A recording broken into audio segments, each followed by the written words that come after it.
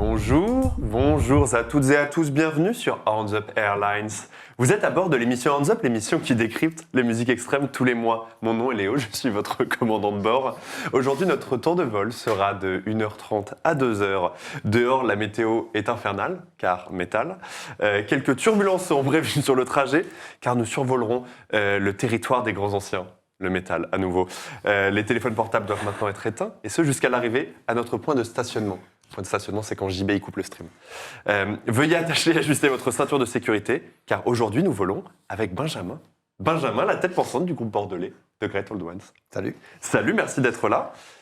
Bienvenue déjà dans le studio de Hands Up et le studio 17, qu'on salue toujours avec autant d'amour. Tu as fondé The Great Old Ones il y a maintenant 15 ans, ça, 2009 2009, j'ai commencé à bosser tout seul dans ma chambre, à l'époque. Donc ça fait 15 ans, en fait, les 15 ans de ton groupe. Depuis, The Great Old One s'est imposé comme une référence du black metal en France, aussi comme une référence du black metal Lovecraftien à l'étranger. J'espère, c'est bien. Voilà, on te l'assure. Et je suis aussi accompagné de mes stewards et hôtesses. Oh non. Valentine, référente sécurité et black metal, tu n'opères sur les vols que sur les vols à destination au retour de Scandinavie. Salut Valentine. Je ne vois pas les sorties de secours, donc vous êtes mal barrés.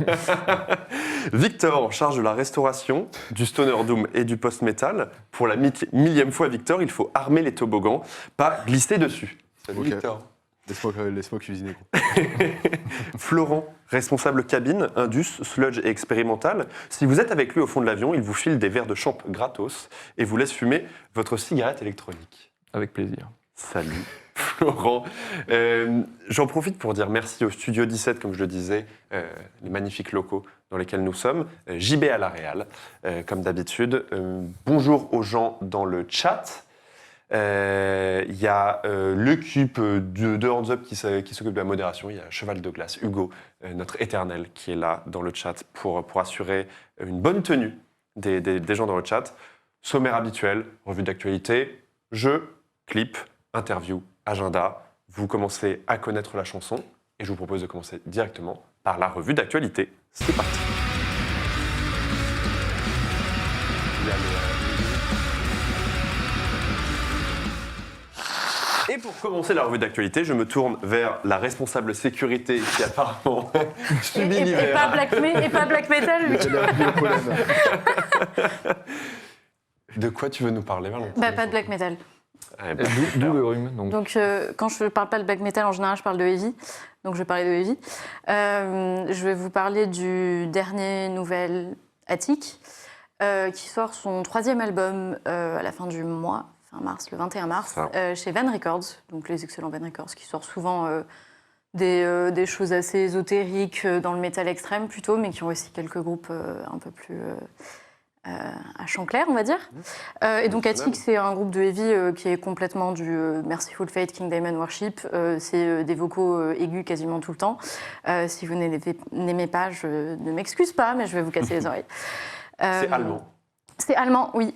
Voilà, c'est très très théâtral, ça reprend vraiment tous les gimmicks auxquels vous pouvez vous attendre, donc voilà, faut être à fond dans le délire, mais ils ont souvent de très bons riffs, il y a toujours une super atmosphère un peu gothique, manoir hanté, que bon, moi j'aime bien. Je suis un peu... Ouais, c'est un truc qu'on nous reproche assez faible. régulièrement sur Hands Up, de ne pas être assez... À l'origine, on était peut-être un peu plus trou qu'on ne l'est maintenant. C'est quand même, entre guillemets, trou, vu que ça rend hommage à un truc assez trou, donc... Voilà, et c'est pour ça, tu fais monter notre quota. Exactement, heureusement que je suis là, tu vois, j'ai un t-shirt Celtic Frost et tout, voilà. Contrairement à nous, moi j'ai un t-shirt de shoegaze, c'est vraiment rien qui va. Voilà, donc il y a 2 singles qui sont sortis. J'ai choisi le single éponyme, il s'appelle Return of the Witchfinder. Voilà, que vous dire, il y a un... Je sais pas trop quoi vous dire. Ouais. Donc on peut l'écouter. On va l'écouter, voilà, ça sort le cool. 21 mars. J'ai noté la petite date à contre-cœur parce que quand j'ai écouté l'extrait, je n'ai pas passé le meilleur des moments. Je préfère déjà spoiler. Mais Valentine a des goûts de qualité, donc restez pour Attic, Return of the Witchfinder.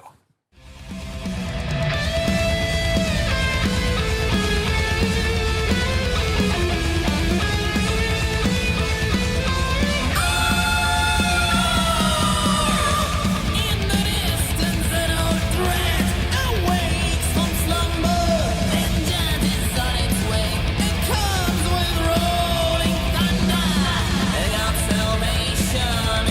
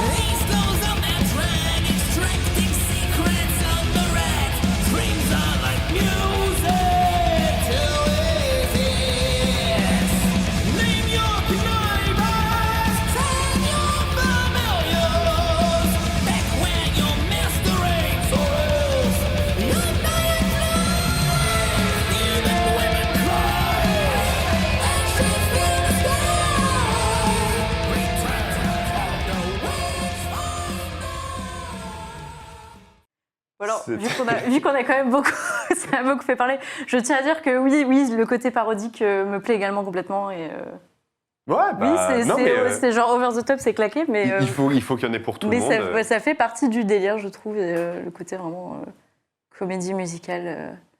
Je sais pas. Un peu mais trop evil. Hermétique pour ma part. Toi, t'as une culture un peu Ça me indie, fait kiffer. Ben?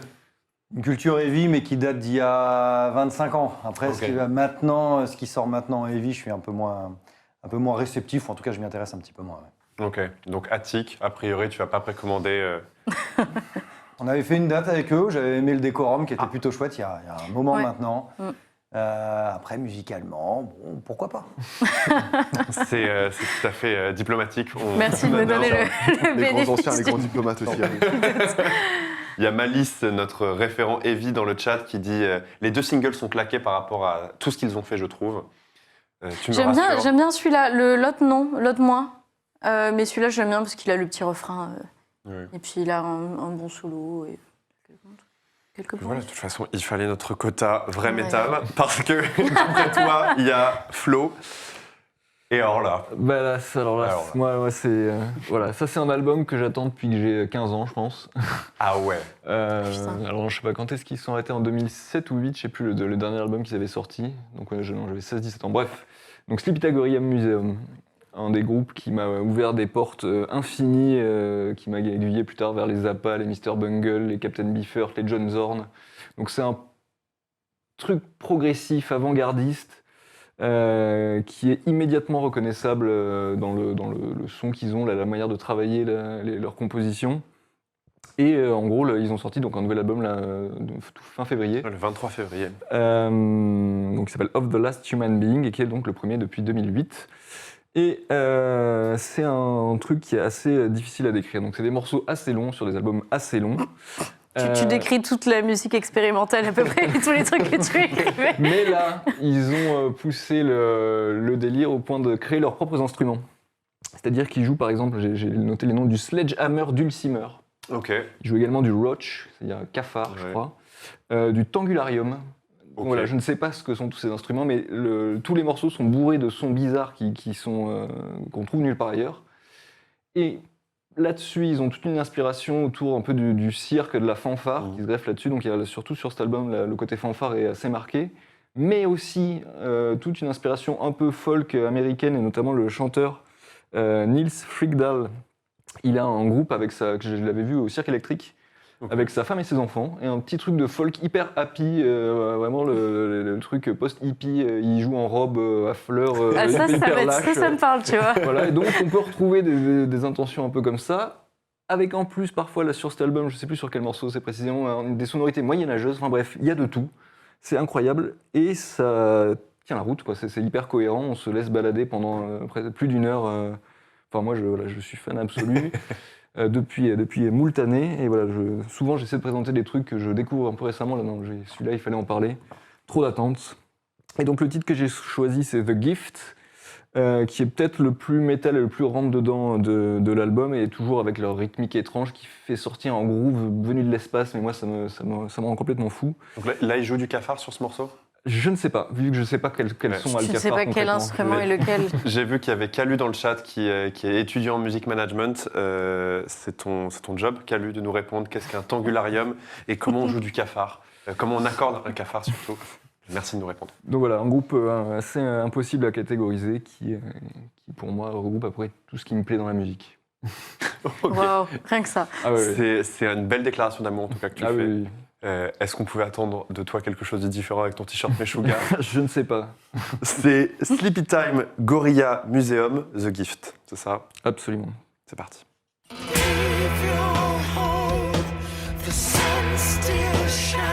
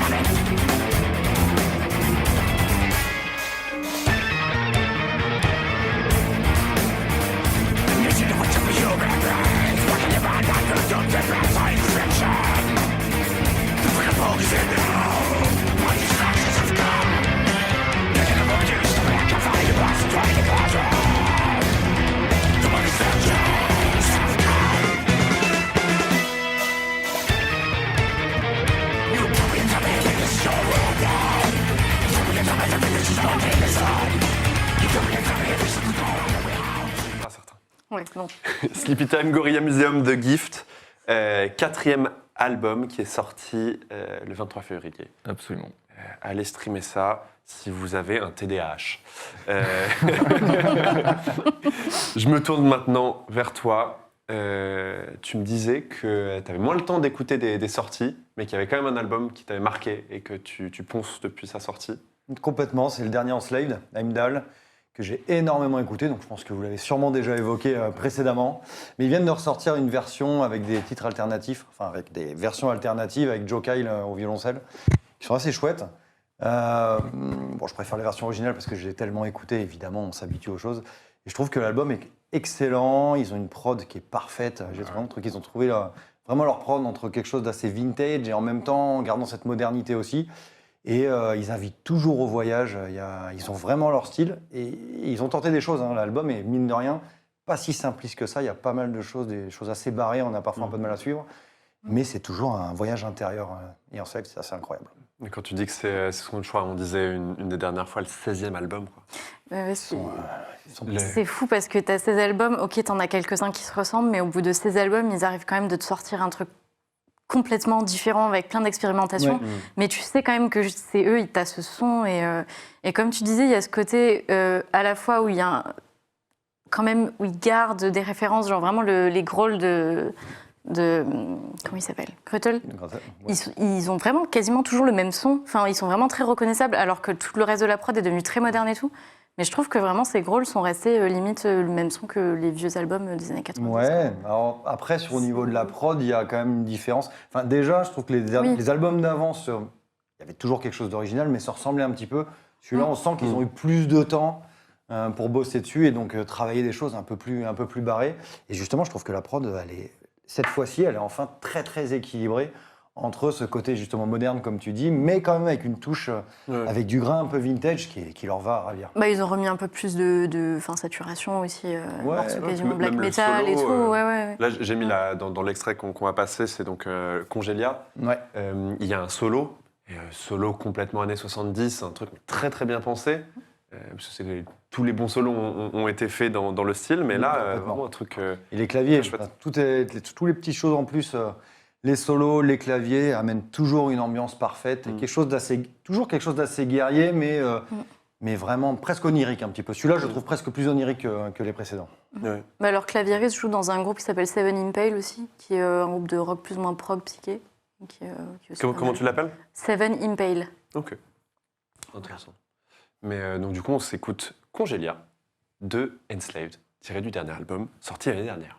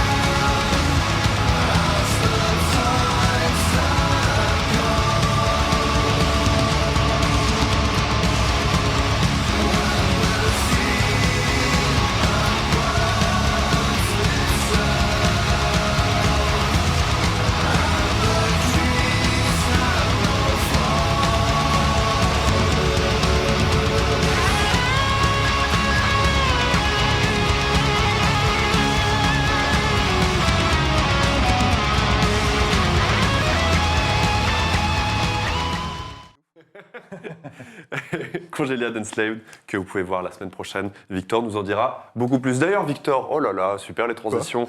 Mon grand intellectuel, là. Incroyable. Tu viens nous parler de quoi cette fois? Dion Fire, gros. En vrai, j'ai un peu triché parce que j'écoute pas beaucoup de sorties actuellement, mais un des rares trucs qui m'a vraiment marqué, effectivement, je sais pas si on voit encore la pochette, Déjà, la pochette est magnifique. C'est Harry Cropper qui l'a fait. C'est le nouvel Eye on Fire. Qui n'avait pas fait de Qui a fait à pochette peu depuis près tout ce longtemps, qu'ils ont en fait, plus, Harry Cropper. Je sais pas, par contre, il a fait à peu près tout Eye on Fire, tout le sludge des US. Ouais, ce côté basiquement. très aquarelle. Ouais, gros mais avec- aplat et tout, genre ultra ultra, fantasy. beau. Ça s'appelle Comets the Storm. Et en fait, Eye on Fire, c'est un groupe que j'aime pas de base parce qu'il y a un Ouais. côté. Non, mais c'est vrai, tu vois. Il y a un côté trop Motorhead. Enfin, les gens aiment pour ça. C'est l'espèce de Motorhead de Matt Pike, truc hyper up-tempo et tout. Et ce titre, Burning Down, est très mid. Ça rappelle forcément du coup le side project de Matt Pike, qui est celui pour lequel il est connu, Sleep. Et ça fait trop plaisir. L'espèce de grain sur la guitare, c'est pareil, c'est un truc qui est reconnaissable entre mille. C'est un truc qui me touche énormément, qui a un peu changé ma vie en tant qu'auditeur, tu vois. Et le retrouver, ça fait vraiment quelque chose. Ça fait 6 ans qu'ils n'ont rien sorti. Ouais. Il a eu le temps de C'était sortir. le gros sorcier, là, un peu. Ouais, Electric Messiah, c'est ça, ouais. Matt Pike a sorti un truc pendant le Covid où il a pu aussi nous faire profiter de ses vues, de ses. Comment dire. Ouais, de ses opinions politiques. Ah ouais. Ouais, Il gros. disait des grosses bêtises. Ah, il est con, tu vois. Genre, bah, Ouais, bah, t'as vu la Matt scène Pike, aussi, tu hein. vois ce que je veux dire, ouais, c'est ça. 3 chicots de neurones, un gros ventre, mais toujours le même talent pour faire des riffs. Ça sort le 19 avril et on peut se caler un extrait tout de suite. Ouais, c'est Burning Down, je crois que c'est au Burning début Down, de... Petite précision aussi, ils ont pris un gros backlash parce que le clip, c'est un truc en IA, tu On y vois. va. Ouais. Et assez marrant, tu vois, de faire juste le clip en IA. Par contre, d'avoir quand même la présence d'esprit de payer un gars pour... Ouais, surtout un graphiste installé C'est ça. qui doit pas coûter. Carrément, non donc plus- tu vois, tu sais, les gars comprennent que bah, en fait, c'est un budget, tu vois, donc faut mettre du fric, donc pourquoi t'en mets la moitié? Assez étrange, mais Ouais, c'est Clip un dégueulasse, pochette clip stable magnifique. diffusion, donc ultra haché comme ça, qui pourtant a une DA, un truc un peu ça vient d'un moyenâgeux. film que c'est j'ai ça. pas vu, ouais, tout le monde a capté des refs, un film Ah. que... Ok. Voilà, c'est pas le 7ème saut, donc on connaît pas, quoi. Donc c'est Iron Fire Burning Down, 9e album qui sort le 19 avril. Exactement. Ils viennent de la même ville que Sleepy Time Gorilla Museum. Tu le savais ça? Et non. Et ben moi je vous le donne l'info comme ça. Putain, gros, je suis sûr que tu pourrais bosser, tu sais, les stades de foot. Tu sais, genre en mode, ça fait depuis 78 qu'il n'y a pas eu 3 tirs cadrés dans la première tu mi-temps. sais que- C'est toi, tu vois, genre, c'est vraiment toi, frère. La dernière tournée d'Enslaved, où ils sont passés à Paris, c'était avec Iron Fire. Et ben, Iron Fire passe avec pas mal de trucs qui n'ont rien à voir, notamment Meshuggah, tu vois, genre, vu qu'on est en train de faire j'avais des vu la liens. date. Ouais. Ils font, ouais, en fait, vu que c'est un peu entre pas mal de scènes, ils se retrouvent dans plein de plateaux qui ont rien à voir Ouais. musicalement avec ce qui. Ouais, parce que c'est vrai que Mais la ouais, salle, c'était littéralement vidée entre les deux groupes et c'était rempli après. C'était assez, Ils savent pas ce qu'ils ratent. assez drôle. Je suis restée. Hein. On s'écoute Burning Down tout de suite.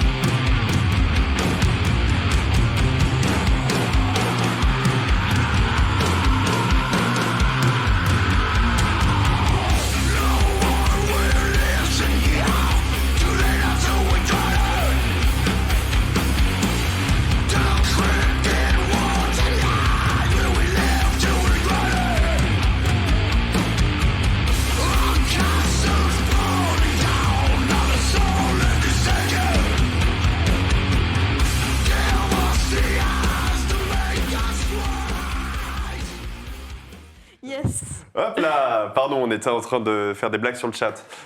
On vous adore. Continue à parler d'Enslaved, c'est bien. Ouais, c'est vrai que vous continuez à parler d'Unslave parce que vous en avez rien à secouer d'Iron Fire comme à peu près tout le monde. Ouais, nul. Et pourtant, ils vendent de ouf. Quoi? Mais pour moi, c'est vraiment le groupe 101 de son style. C'est-à-dire qu'ils font leur truc, c'est à peu près toujours la même chose. T'as quand même une qualité globalement constante. Ouais, Ils sont là, quoi. exactement. Nul n'est prophète en son pays, hein, quelque part, mais. Ok, top. Merci, Victor. Écoute, gros, si t'as besoin d'être un peu illuminé et tout, genre, n'hésite pas. Voilà. Non, mais Il est c'est vrai toujours- que c'est, je sais pas, c'est mimes, ça fait plaisir. Je me suis pas non plus buté à ce titre. Mais Est-ce là- que dans le chat, vous trouvez que Iron Fire, c'est Mims Nous, non. Enfin, Victor. Victor, ton temps de parole est révoqué. Putain, c'est bon, je suis ban. Voilà. Vas-y, gros. C'est mon tour. J'avais pas présenté de trucs les dernières émissions, je crois. Parce qu'on était à chaque fois en retard. Ouais, là, vous commencez. Là, On va être en retard ce que aussi, vous ne hein, voyez pas, mais- c'est qu'il y a la pochette qui vient de s'afficher et que les regards se sont tournés et il y a une petite incompréhension qui s'est installée. Comme Non, d'habitude, c'est pas de la compréhension, c'est du jugement, mec. hein. Ah ouais, je me porte en faux, je m'inscris en faux dans cette rédaction. Moi, je voulais au départ vous parler d'un groupe de beatdown. Mais moi, je voulais grave ça. Je Et je ouais. t'ai dit, fais-le, tu vois. Mais je me suis dit, tu sais, il y a un groupe qui est plus local, qui est plus cool que des types dans le New Jersey qui font 3 breakdowns par morceau de 1 minute 30. Je me suis dit, je vais essayer de varier. Donc, j'ai choisi un morceau d'un groupe suisse de Zurich qui s'appelle Divine Sentence. Il y a du hardcore à Zurich. Il y a du Genre, il n'y a hardcore à pas une Zurich. barrière où tu deviens trop riche et où tu peux plus en Eh bien faire. justement, figure-toi, c'est une très bonne question. Il y a une nouvelle scène qui se développe en Suisse, notamment en Suisse où ils parlent français, la Suisse romanche. Je sais pas, les Je sais Suisses, pas. là, c'est La Suisse moyenâgeuse. La Suisse francophone. Trois. avec Pass of Résurgence, Affliction AD et Divine Sentence, groupe de metalcore. Mais metalcore à l'ancienne, très des années 90, très Earth Crisis, des groupes comme aussi, je sais pas si vous connaissez X et les JX, tous les groupes straight edge, vegan là. Ah, ça c'est mon dada. Ça c'est mon dada, je comprends que ce soit un peu niche. Oui, du Mais- coup, il faut être riche, tu vois, parce que t'es vegan. C'est ça, en fait. C'est pour ça qu'ils sont Je comprends, mais on n'a pas demandé les fiches d'imposition des darons, des membres du groupe. Je ne veux pas, j'espère qu'ils parlent pas français. J'espère que, voilà. Je suis désolé pour les clichés sur votre pays, Divine Sentence. Le morceau, il vient de sortir un promo qui est le promo 2024, donc il y a un album qui arrive, un EP, quelque chose. Sans que ce soit un EP ou un album, ça dépasse pas 15 minutes. C'est vraiment, vraiment super. Truc très, très métal extrême dans les riffs, des grosses des inspirations trash, death. Donc vraiment, on n'est pas sur le metalcore à voix claire, c'est vraiment le truc très très brut. C'est avec une fille au chant qui s'appelle Sophia, qui a un des meilleurs, je trouve, chants saturés de la scène en ce moment. Donc c'est très très chouette, ça sort chez Side to Side Records, qui n'est pas un très très gros label, mais qui sort des trucs très très chouettes. Le morceau s'appelle Flames of Justice et je l'ai aussi choisi parce qu'il fait référence à l'actualité, enfin du moins il fait écho à notre actualité puisque c'est un morceau sur notamment le droit à disposer de son propre corps avec l'inscription de la liberté, de l'IVG dans la Constitution. Je me suis dit voilà, j'ai essayé de cogiter un petit peu, c'est pour ça que j'ai écarté le beatdown aussi, parce que là j'avais vraiment rien, aucun lien à faire. C'est le morceau Flames Gros, of Justice. c'est un peu une ode à l'avortement, le beatdown aussi. Quelque part, tu C'est vois. vrai. On dit qu'en fait, si tu vas inventer quelque part, faut le sécuriser quand tu vois ce qui sort, tu vois. Et voilà, ça fait 10 minutes de show. On est déjà sur de l'eugénisme. C'est top. Flames of Justice, Divine Sentence, c'est parti. When did my body become public property? Why is anyone allowed to make these decisions for me? My body, my fucking choice. Swallowing fucking me with constant dismissals, just under the ignorance resist. Privilege and oppression can't coexist.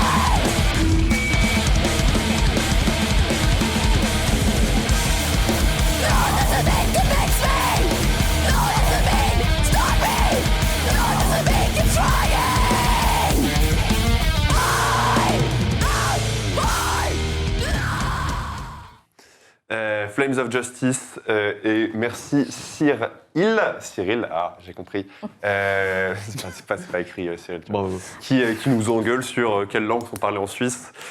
Cyril, merci, mais je t'assure que les personnes autour de cette table Non, pas grand-chose à faire. Je suis navré. On s'intéresse à beaucoup Non, de mais choses. si, Les langues en j'ai Suisse, c'est juste bon, passé ça de va. neurone actuellement pour... Dans la Suisse, on s'en branle en vrai. Enfin, je sais pas vous, mais. Tu sais, en plus, c'est un des seuls pays où on peut dire ça de façon assez confiante. Ouais, carrément. C'est bon, et ils vont pas nous Limite, tomber c'est un sur trait le de dos. personnalité, tu vois. Genre, c'est une fierté qu'on s'en branle Ouais, de, tu vois. c'est ça, c'est anticapitaliste. même. Exactement. Après, ils font tous leur service militaire, donc on peut peut-être y aller. Alors qu'ils sont pacifiques. Alors qu'ils sont pacifiques. Mais je te dis, ils sont complètement niqués. Suisse.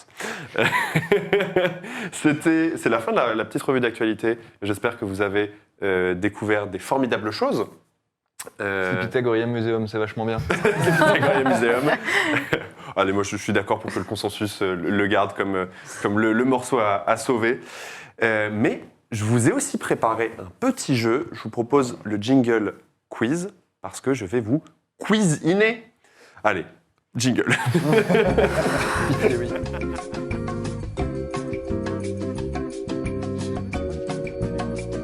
Genre bossa nova.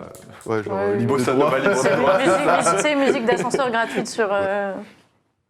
Ciné-concert. Ouais. The Battle Ones, on a fait un. Exactement. Donc, où vous Ah. accompagnez, on va discuter durant l'interview, vous accompagnez un film sur Cthulhu.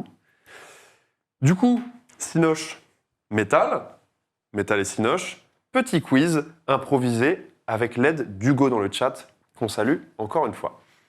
Deux thématiques assez différentes.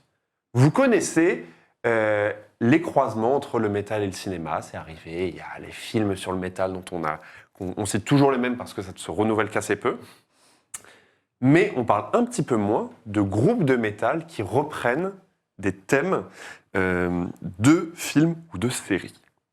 Et pourtant, il y a des grands groupes qui ont fait ça. Je suis sûr que vous en avez quelques-uns en tête.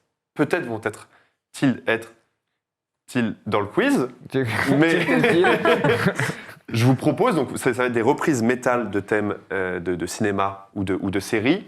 Vous avez un point pour le film, bien sûr, et un point pour l'artiste.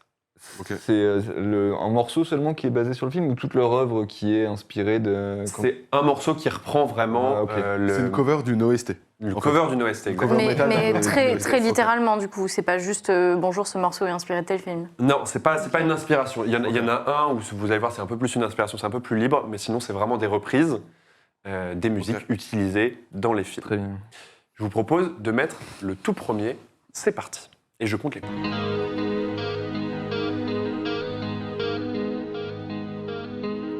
C'est le la brute et le truand. Non, l'une c'est une fois dans l'Ouest. Ouais. Là, de... Oula. Qu'est-ce qu'il joue ça C'est Metallica qui l'utilise depuis des années. C'est Metallica. Ok. Et est-ce que quelqu'un a le nom du morceau?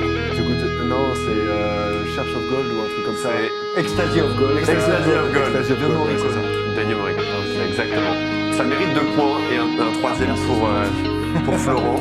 Et en effet, ils commencent leur concert comme ça. Ok. Depuis longtemps. hein. Il n'y avait aucune version enregistrée jusqu'à, je crois, S&M, qui est leur gros album live. Voilà. Et je trouve que c'est plutôt efficace comme reprise. Et comme entrée de concert d'ailleurs. Tadam. Bon, ça a été coupé au moment où c'était connu. C'est pas grave. C'était un... Voilà. Ah ouais, petit western metal là, qu'est-ce qu'on aime. Et ça avait été trouvé par Cyril justement. Voilà, on a eu tort de critiquer la Suisse, maintenant il va se venger sur le quiz. Ok, deuxième extrait, changement complètement de style, c'est parti. Bah, c'est Mission Impossible, Limp Bizkit, Mission Impossible 3. C'est Mission Impossible 3. Rapide. Le 2. Ou le 2. C'est le 2. C'est celui de John Woo, je C'est celui crois. de John Woo. Ouais. Donc ça doit être le 2. Et c'est en effet Limp Bizkit. je C'est vrai. savais que Est-ce que, JB, tu pourrais avancer vers 40 secondes à partir du moment où Fred Durst commence à chanter? Qu'est-ce que c'est cool! Il faut savoir que dans la rédaction, Limp Bizkit polarise comme Limp Bizkit a toujours polarisé et que Victor et moi, Vraiment, on pourrait mourir pour les biscuits, sachant que plus ça va, plus Fred Durst vieillit mal quand même, plus il a les pires takes du monde. Non, gros, en fait, je pense qu'il compose avec le truc. C'est-à-dire que ce qui est assez marrant, c'est que de base, Limp Bizkit, c'était une espèce de distance, tu vois. Et plus il vieillit, en fait, plus il rentre dans son œuvre, tu vois. Ouais. Il va finir, gros, avec 3 hot dogs sur sa propre pochette, comme ça, tu vois, genre piégé dedans. C'est obligatoire. C'est trop bien ce que devient Fred Durst. Il est très con, hein, mais... Ah oui, on n'est pas sur un grand génie. Mais bon, Limp Bizkit, merci N'essaie pour pas votre de défendre œuvre. les causes perdues, tu perds ton temps et ta salive. Donc ça, c'était les deux thèmes les plus connus. Voilà, Limp Bizkit Ben, on est a mal été barré. utilisé dans Mission Impossible, Metallica étant Metallica assez connu. Celui-ci, vous connaissez les deux, forcément. Essayez de trouver et le groupe et l'œuvre cinématographique. C'est parti. Bien joué.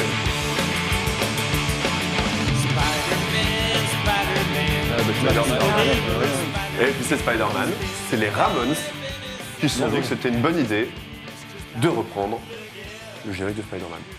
Ça a l'air de plutôt fonctionner. Hein. Oui, oui. Oui, bah, C'est les Ramones, quoi. C'est ça, ouais. Côté, donc bravo. Par contre, Victor, tu l'as eu au One Piece. Ouais, mec, c'est normal, tu vois, genre, immense gimmick. Ah ouais, bah, D'accord, c'est d'accord. un gimmick qui était partagé par plusieurs groupes, mais apparemment non. Petit bilan sur les points, 4 points pour toi, Ben. Victor, 1 point, Florent, 2 points, Val. On Peanuts. t'attend. Au tournant, est-ce que ça a été Je vais y trouvé rester. Ça n'a pas été trouvé. Ah bah mince, ça se trouve pas les Ramones et Spider-Man. 4e extrait, un peu plus récent.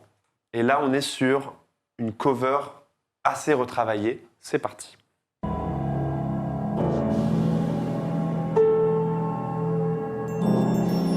C'était pas Boren. Non, C'est pas le thème de Shining? non. Ah, c'est Halloween. Et... Ah oui, putain, ouais. Là, on a repris par Zombie. Non. Il a pris Un groupe, Carpenter Road. Ah, je... non. Non plus. Mais Perturbator.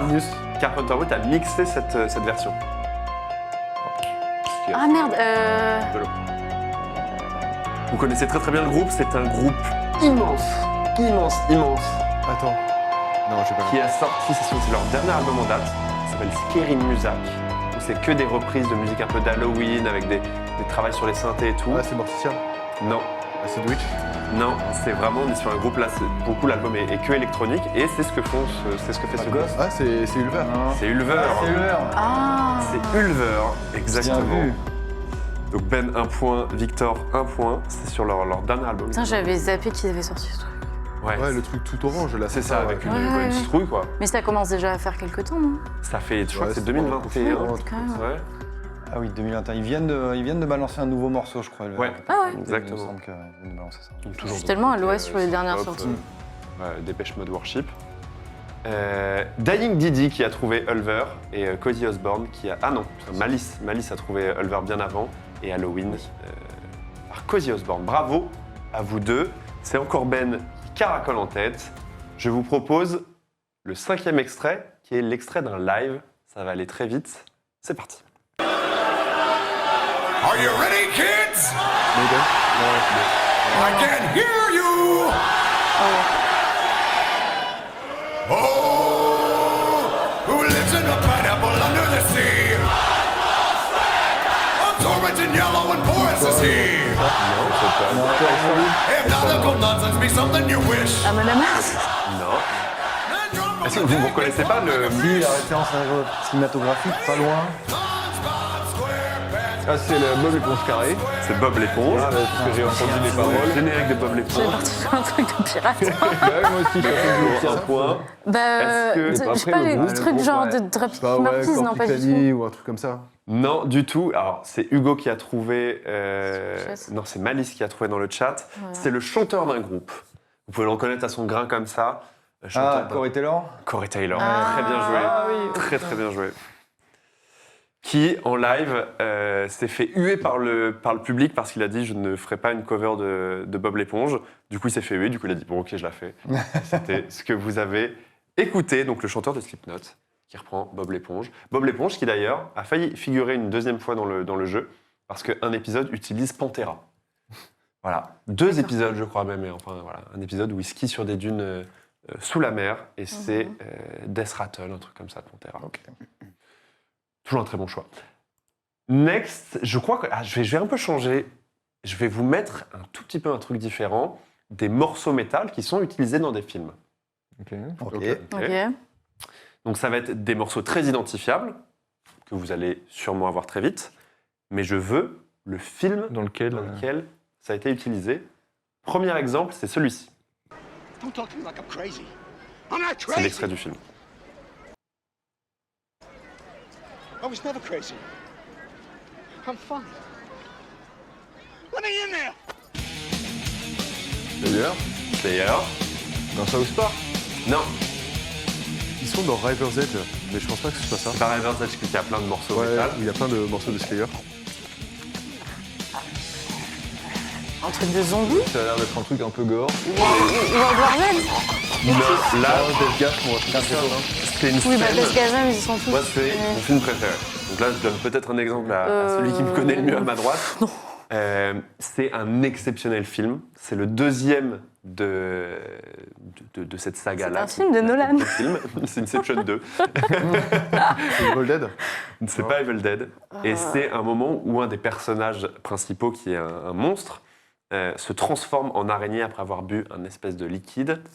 Non, je C'est un film comédie d'horreur avec des monstres, plein de petits monstres. Gremlins. Ouais. C'est Gremlins C'est 2. Gremlins 2. Ah, Gremlins putain, j'ai 2, pas qui vu est un le- chef-d'œuvre Alors ça. absolu. Ok, j'ai pas vu. Et à un moment, le méchant Gremlins, enfin, un des méchants, boit une potion qui le transforme en tarentule. Très bien. Et du coup, avec Slayer, Slayer. de Love Death, exceptionnel. C'est toi qui l'as eu. Bien joué. En même temps, Slayer, Slayer. personne ne peut t'avoir. Genre Gremlins 2, c'est ton film préféré? Oui. Oui, vraiment, genre, je pense que je pourrais vraiment mourir sur ma colline pour ce film-là, qui est très, très, très drôle, avec plein de références, et allez le revoir, c'est un chef-d'œuvre. Deuxième film, un peu plus facile, c'est celui-ci.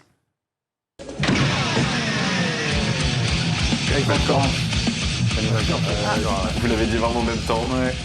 C'est Ace Ventura le 2, Cannibal Corpse Summer Smash Face, dans une scène iconique qui sera reprise ensuite dans un talk show en live. Ouais. J'ai pas vu ça. Genre Jim Carrey qui décrit sa passion pour le métal et qui fait un rôle plutôt convaincant pour une personne extérieure à la scène. Jim Carrey, qu'on embrasse, ouais. embrasse. On salue. Et c'est Dying Didi qui l'a eu, Cannibal Corpse, et c'est pas Ace Ventura. Je crois que c'est pas le premier.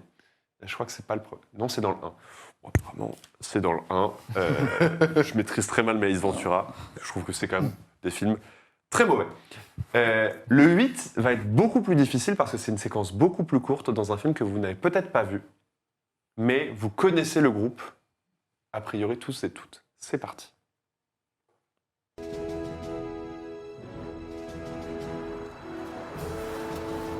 C'est pas la musique, hein, ça c'est... Thanks, Mom. Have fun, kids. I'll just be here listening to my tunes. Hey, where are we? C'était juste cet extrait-là. Ah oui, C'est- putain. D'accord. C'est donc Ça allait le très personnage où la mère emmène les enfants à l'école et elle dit qu'elle les attend, elle remonte la vitre et elle écoute ce Je morceau. sais pas, Death Gasm. Yes. Non. C'était un truc C'est plutôt quoi, tous du hardcore. métal, Enfin, là j'ai eu le temps de capter Tuka. Normalement, JB, j'ai mis un extrait en double sur celui-ci. J'ai le morceau en direct. Est-ce que tu peux le mettre, s'il te plaît?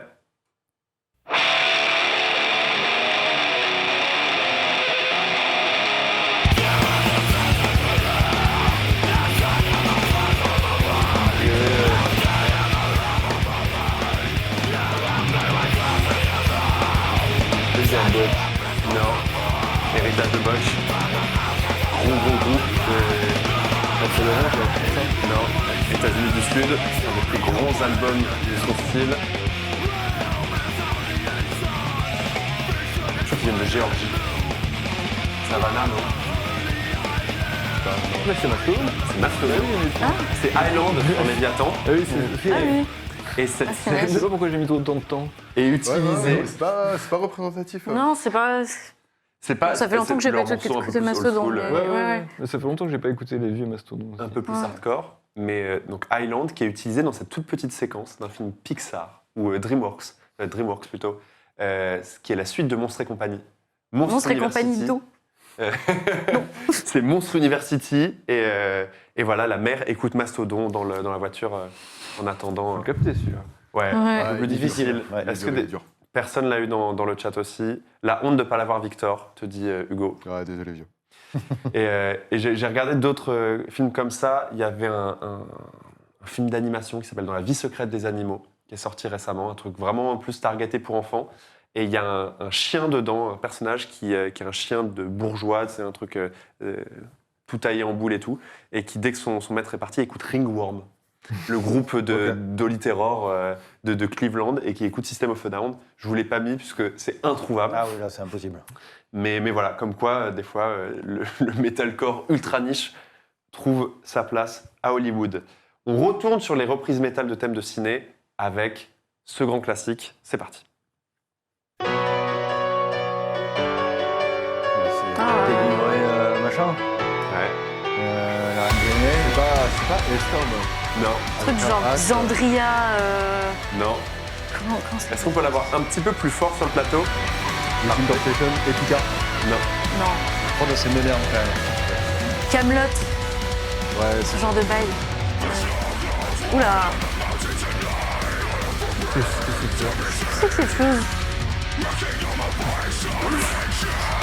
Ah putain, Aquila, non, Je sais pas, un truc genre Murder ou un truc dans le genre. Whitechapel, non. Ah, Betrayed. Betraying the Martyrs, Ah, ok. qui avait repris Let It Go, La Reine des Neiges. Ouais. Pas exactement leur meilleure performance, mais ça les avait fait vraiment buzzer. M'étonne. Et qu'on salue d'ailleurs, puisqu'ils viennent de splitter. Ouais, peut-être. Donc voilà, qu'on salue un peu post-mortem. La vraie, les gars. Si c'est pour faire ça, les gars.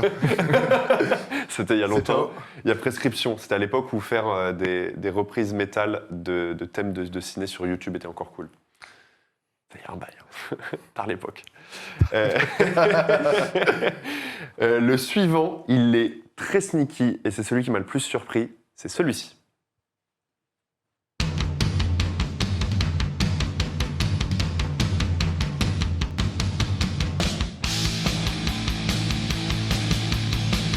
Là, c'est la version un petit peu difficile si vous l'avez dès maintenant. Une très vieille série. Genre les prisonniers. Non, une série que tout le monde connaît, notamment par son personnage. Est-ce que tu peux avancer vers 50 secondes? J'ai envie de dire Batman en instant. Les vieux Batman. Ah putain. Ah, ok. Mais qui joue ça alors? Est-ce que vous réussirez à trouver le groupe? C'est pas nazi, un truc comme ça. Un des groupes les plus influents du trash technique. Anthrax. Voivod. C'est Voivod qui est en piste bonus de Opération Halos, un truc comme ça, à une reprise de Batman. Voilà. D'accord. Bravo Florent, bravo Victor, mais surtout bravo Ben, parce que pour l'instant tu mènes. Et on va s'écouter le dernier morceau. Là, je pense que ça va jouer parce que vous connaissez normalement tous et toutes. C'est peut-être même au centre de vos goûts musicaux. J'essaye quelque chose. C'est parti.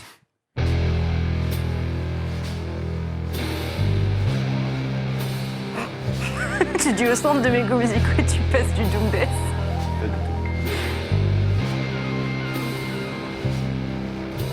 On connaît les deux, c'est ça. Vous connaissez les deux. Oui. Filmé.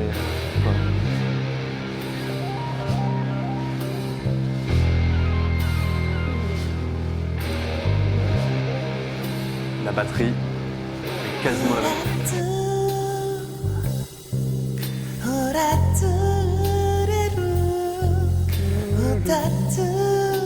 Toi, je sais que tu es fan de cet artiste-là.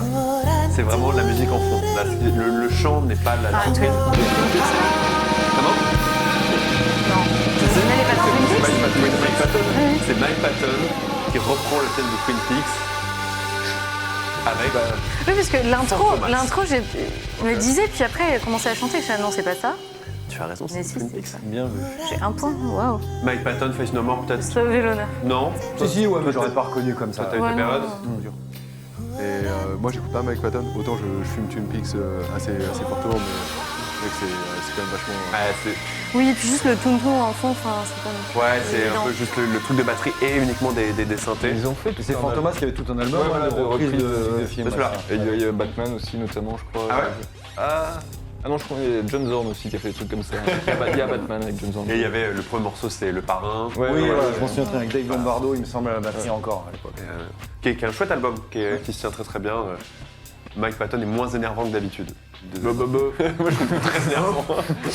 Ah, Même moi si Fantomas, Tomahawk, c'est des trucs que j'ai pas le poncé. Est-ce que des gens ont trouvé. Ouais, c'est Cyril. C'est Cyril qui a tout trouvé. Fantomas, ils ont fait un album anti-Director's Cut. Après, est-ce que tu l'as dit une fois qu'on l'avait déjà dit? Je sais pas, j'ai pas l'heure. Bon. Je vais comparer le timing avec ton love. Donc bravo Ben, tu gagnes le jeu. Ah, merci beaucoup. Florent juste derrière toi, 2 points derrière. Ensuite Victor et Val. Va falloir un peu plus bosser. Ouais. Non. Les péloches. Bravo à vous. On va s'écouter un petit clip. Regardez. Ouais, c'est vrai qu'on Oui, va regarder oui, un petit oui. clip. Enfin, nous, on va pas le regarder, Non, on va ouais, laisser ouais. les gens le regarder pendant qu'on fait une petite pause. Vous connaissez évidemment l'extrait, parce qu'il s'agit du dernier single d'Alceste, qui est d'autre. Son émission, d'ailleurs, son interview dans l'émission Hands Up est toujours disponible sur YouTube et les plateformes de podcast. C'est une des interviews dont on est le plus fier. Donc, si vous voulez aller la regarder, Écoutez on vous en Alceste, surtout voudra pas, quand même mais avant ou pendant que vous écoutez, regardez l'émission, parce que finissez c'est cette quand même un peu le émission, but. et puis ensuite allez regarder l'émission avec Alceste. C'est le clip de L'Envol. On se retrouve dans 5 minutes. Ne partez pas, à tout de suite. Impeccable.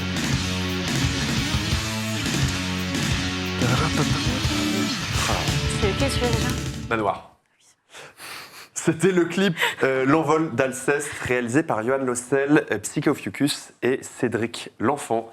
7e album, Les Chants de l'Aurore, qui sort le 21 juin sur Nuclear Blast. Je ne sais pas pourquoi j'ai perdu absolument tout le fun de l'émission en une phrase. L'album Mais va non. être exceptionnel. Et Au surtout, contraire. merci beaucoup à Neige de faire de la musique. Voilà. Oui. C'est tout. merci. Ouais, non, c'est parfois l'impro, Plus rien. ça marche pas toujours. Maintenant, je me retourne vers toi, Ben, parce qu'on va te poser beaucoup de questions. On a beaucoup de questions, notamment sur le fait que tu es à Paris, parce que je crois que vous êtes en studio, Exactement. parce que Cosmicism est sorti, tu m'arrêtes si je me trompe, mais en 2019. Exactement. Octobre 2019. Et donc ça fait un moment, c'est le plus gros délai entre 2 albums que vous ayez jamais eu, si je dis pas de bêtises. Ouais. Donc vous êtes en train de préparer un successeur. Exactement, on est en train de l'enregistrer même. Ok, Donc il est déjà plus ou moins prêt. ok. Il ne reste plus qu'à l'enregistrer pour l'instant. Et tout se passe bien. Ça va, on avance, les batteries sont terminées, on attaque les guitares, donc tout se passe bien. On fait ça avec Francis Cast au studio Sainte-Marthe, là on avait fait aussi Cosmicism la dernière fois, donc très content de le retrouver et pour l'instant plutôt content du son, ça devrait être chouette. Ok. Ça, c'est une question que je me suis souvent posée quand en groupe, on est à la phase d'enregistrement, est-ce que tu sais déjà vraiment comment ça va sonner à la fin? Ou est-ce qu'il y a encore un élément de surprise qui arrive quand tout est mixé, tout est fini? Ou est-ce que tu découvres encore des choses après? Ou est-ce qu'à ce moment-là, c'est déjà tout clair dans ta tête sur... Non, ce qui est clair, c'est sur la partie composition, ça s'est préparé bien à l'avance, c'est comme une musique qui est assez écrite. Ouais. Par contre, sur la partie son, il y a des idées. En partant dans le studio, il y a l'idée d'avoir un son qui se rapproche de ça. De toute façon, après, et tu mets que avec des mots au début. Tu dis, j'aimerais bien que ça sonne comme ça, que ça soit un peu comme ça. Par contre, on commence à avoir une idée de la chose, mais pour l'instant, on est encore en train d'expérimenter. Il y a vraiment une phase d'expérimentation. On passe beaucoup de temps. La première journée pour chaque instrument, il y a au moins une demi-journée qui est juste sur la partie trouver le son. Déjà pour commencer. Ok. Et justement, ce processus à la fois d'écriture et surtout d'enregistrement de travail au studio, est-ce qu'il a changé? Parce que comme on disait tout à l'heure, ça fait 15 ans, pardon. C'est votre 5e album, si j'ai bien compté. Donc voilà, est-ce que dans tout ce temps, vous avez le travail en studio a évolué et la manière dont vous l'approchez? Le travail en studio lui-même, pas vraiment. C'est juste que maintenant, on peut se permettre de prendre un peu plus de temps. Ouais. Un peu plus de temps qu'avant. Là où avant, on prenait 15 jours, maintenant, on peut se permettre de prendre un peu plus notre temps, d'expérimenter un peu plus. Après, dans la partie composition, ça change pas vraiment par rapport à avant. J'ai toujours un peu la mainmise du dictateur sur la partie composition, même si là, mes acolytes m'ont bien aidé à des moments. C'est pour ça que ça a mis du temps, hein, parce qu'il s'est passé beaucoup de choses en 5 ans. Et donc, du coup, ils m'ont permis de débloquer pas mal de choses aussi. Mais, Je suppose de travailler aussi avec la même personne en studio, au fil des années, ça simplifie aussi les choses. ouais, voilà, c'est la deuxième fois. Hein. Souvent, les 2 premiers albums, on l'avait fait avec la même personne, troisième, une personne. Donc là, c'est la deuxième fois qu'on travaille avec Francis. Oui, c'est clair qu'il y a des habitudes. Puis il y a du plaisir de se retrouver, on sait comment on bosse. Ouais. De toute façon, ça fait du bien de retrouver ses repères aussi dans ces moments qui sont parfois un petit peu stressants. Est-ce que du coup, on peut s'attendre à un album qui sonne un peu comme Cosmicism, ou parce que j'ai l'impression que Ouais, vous en avez termes de plus ou direction. moins, enfin depuis particulièrement Take It Easy, qui était quand même très sludge et très pesant, j'ai l'impression que vous êtes ensuite reparti sur quelque chose de très black metal et beaucoup plus direct. Est-ce qu'on va continuer dans cette... Pas obligé de nous dire, hein. Non, je réfléchis parce qu'en même temps, c'est marrant. Moi, je trouve qu'on est presque de moins en moins black metal au fur et à mesure. C'est ça qui est assez drôle. C'est un peu la perception de chacun, mais- Pas dans le sens textuel du black metal, c'est sûr, t'es pas là à faire du tremolo picking et à faire en corpse paint, tu vois, mais Non, je vois ce que tu veux dire. plus côté riff. Alors, je réfléchis parce que- toujours à ce que je peux dire. Hein, parce qu'on est- Non, vas-y. Mais Le beau de vous pouviez l'exclu. m'interroger dessus, mais maintenant je réfléchis. C'est compliqué de te répondre. Je pense que le prochain album sera un petit peu plus, comment dire ça, sans trop en dévoiler, je dirais qu'il sera peut-être d'un certain côté un peu moins sombre, peut-être un peu plus lumineux par la thématique. Mais D'accord. de l'autre côté, ce sera du TGO, mais on essaye Oui. cette fois-ci d'amener quelque chose d'un petit peu différent. Je sais pas si j'ai vraiment le recul, hein. J'ai le nez en plein dedans. Donc, Ah, c'est sûr, oui. Et puis là, t'as je pas sais le pas si j'ai le produit recul. fini.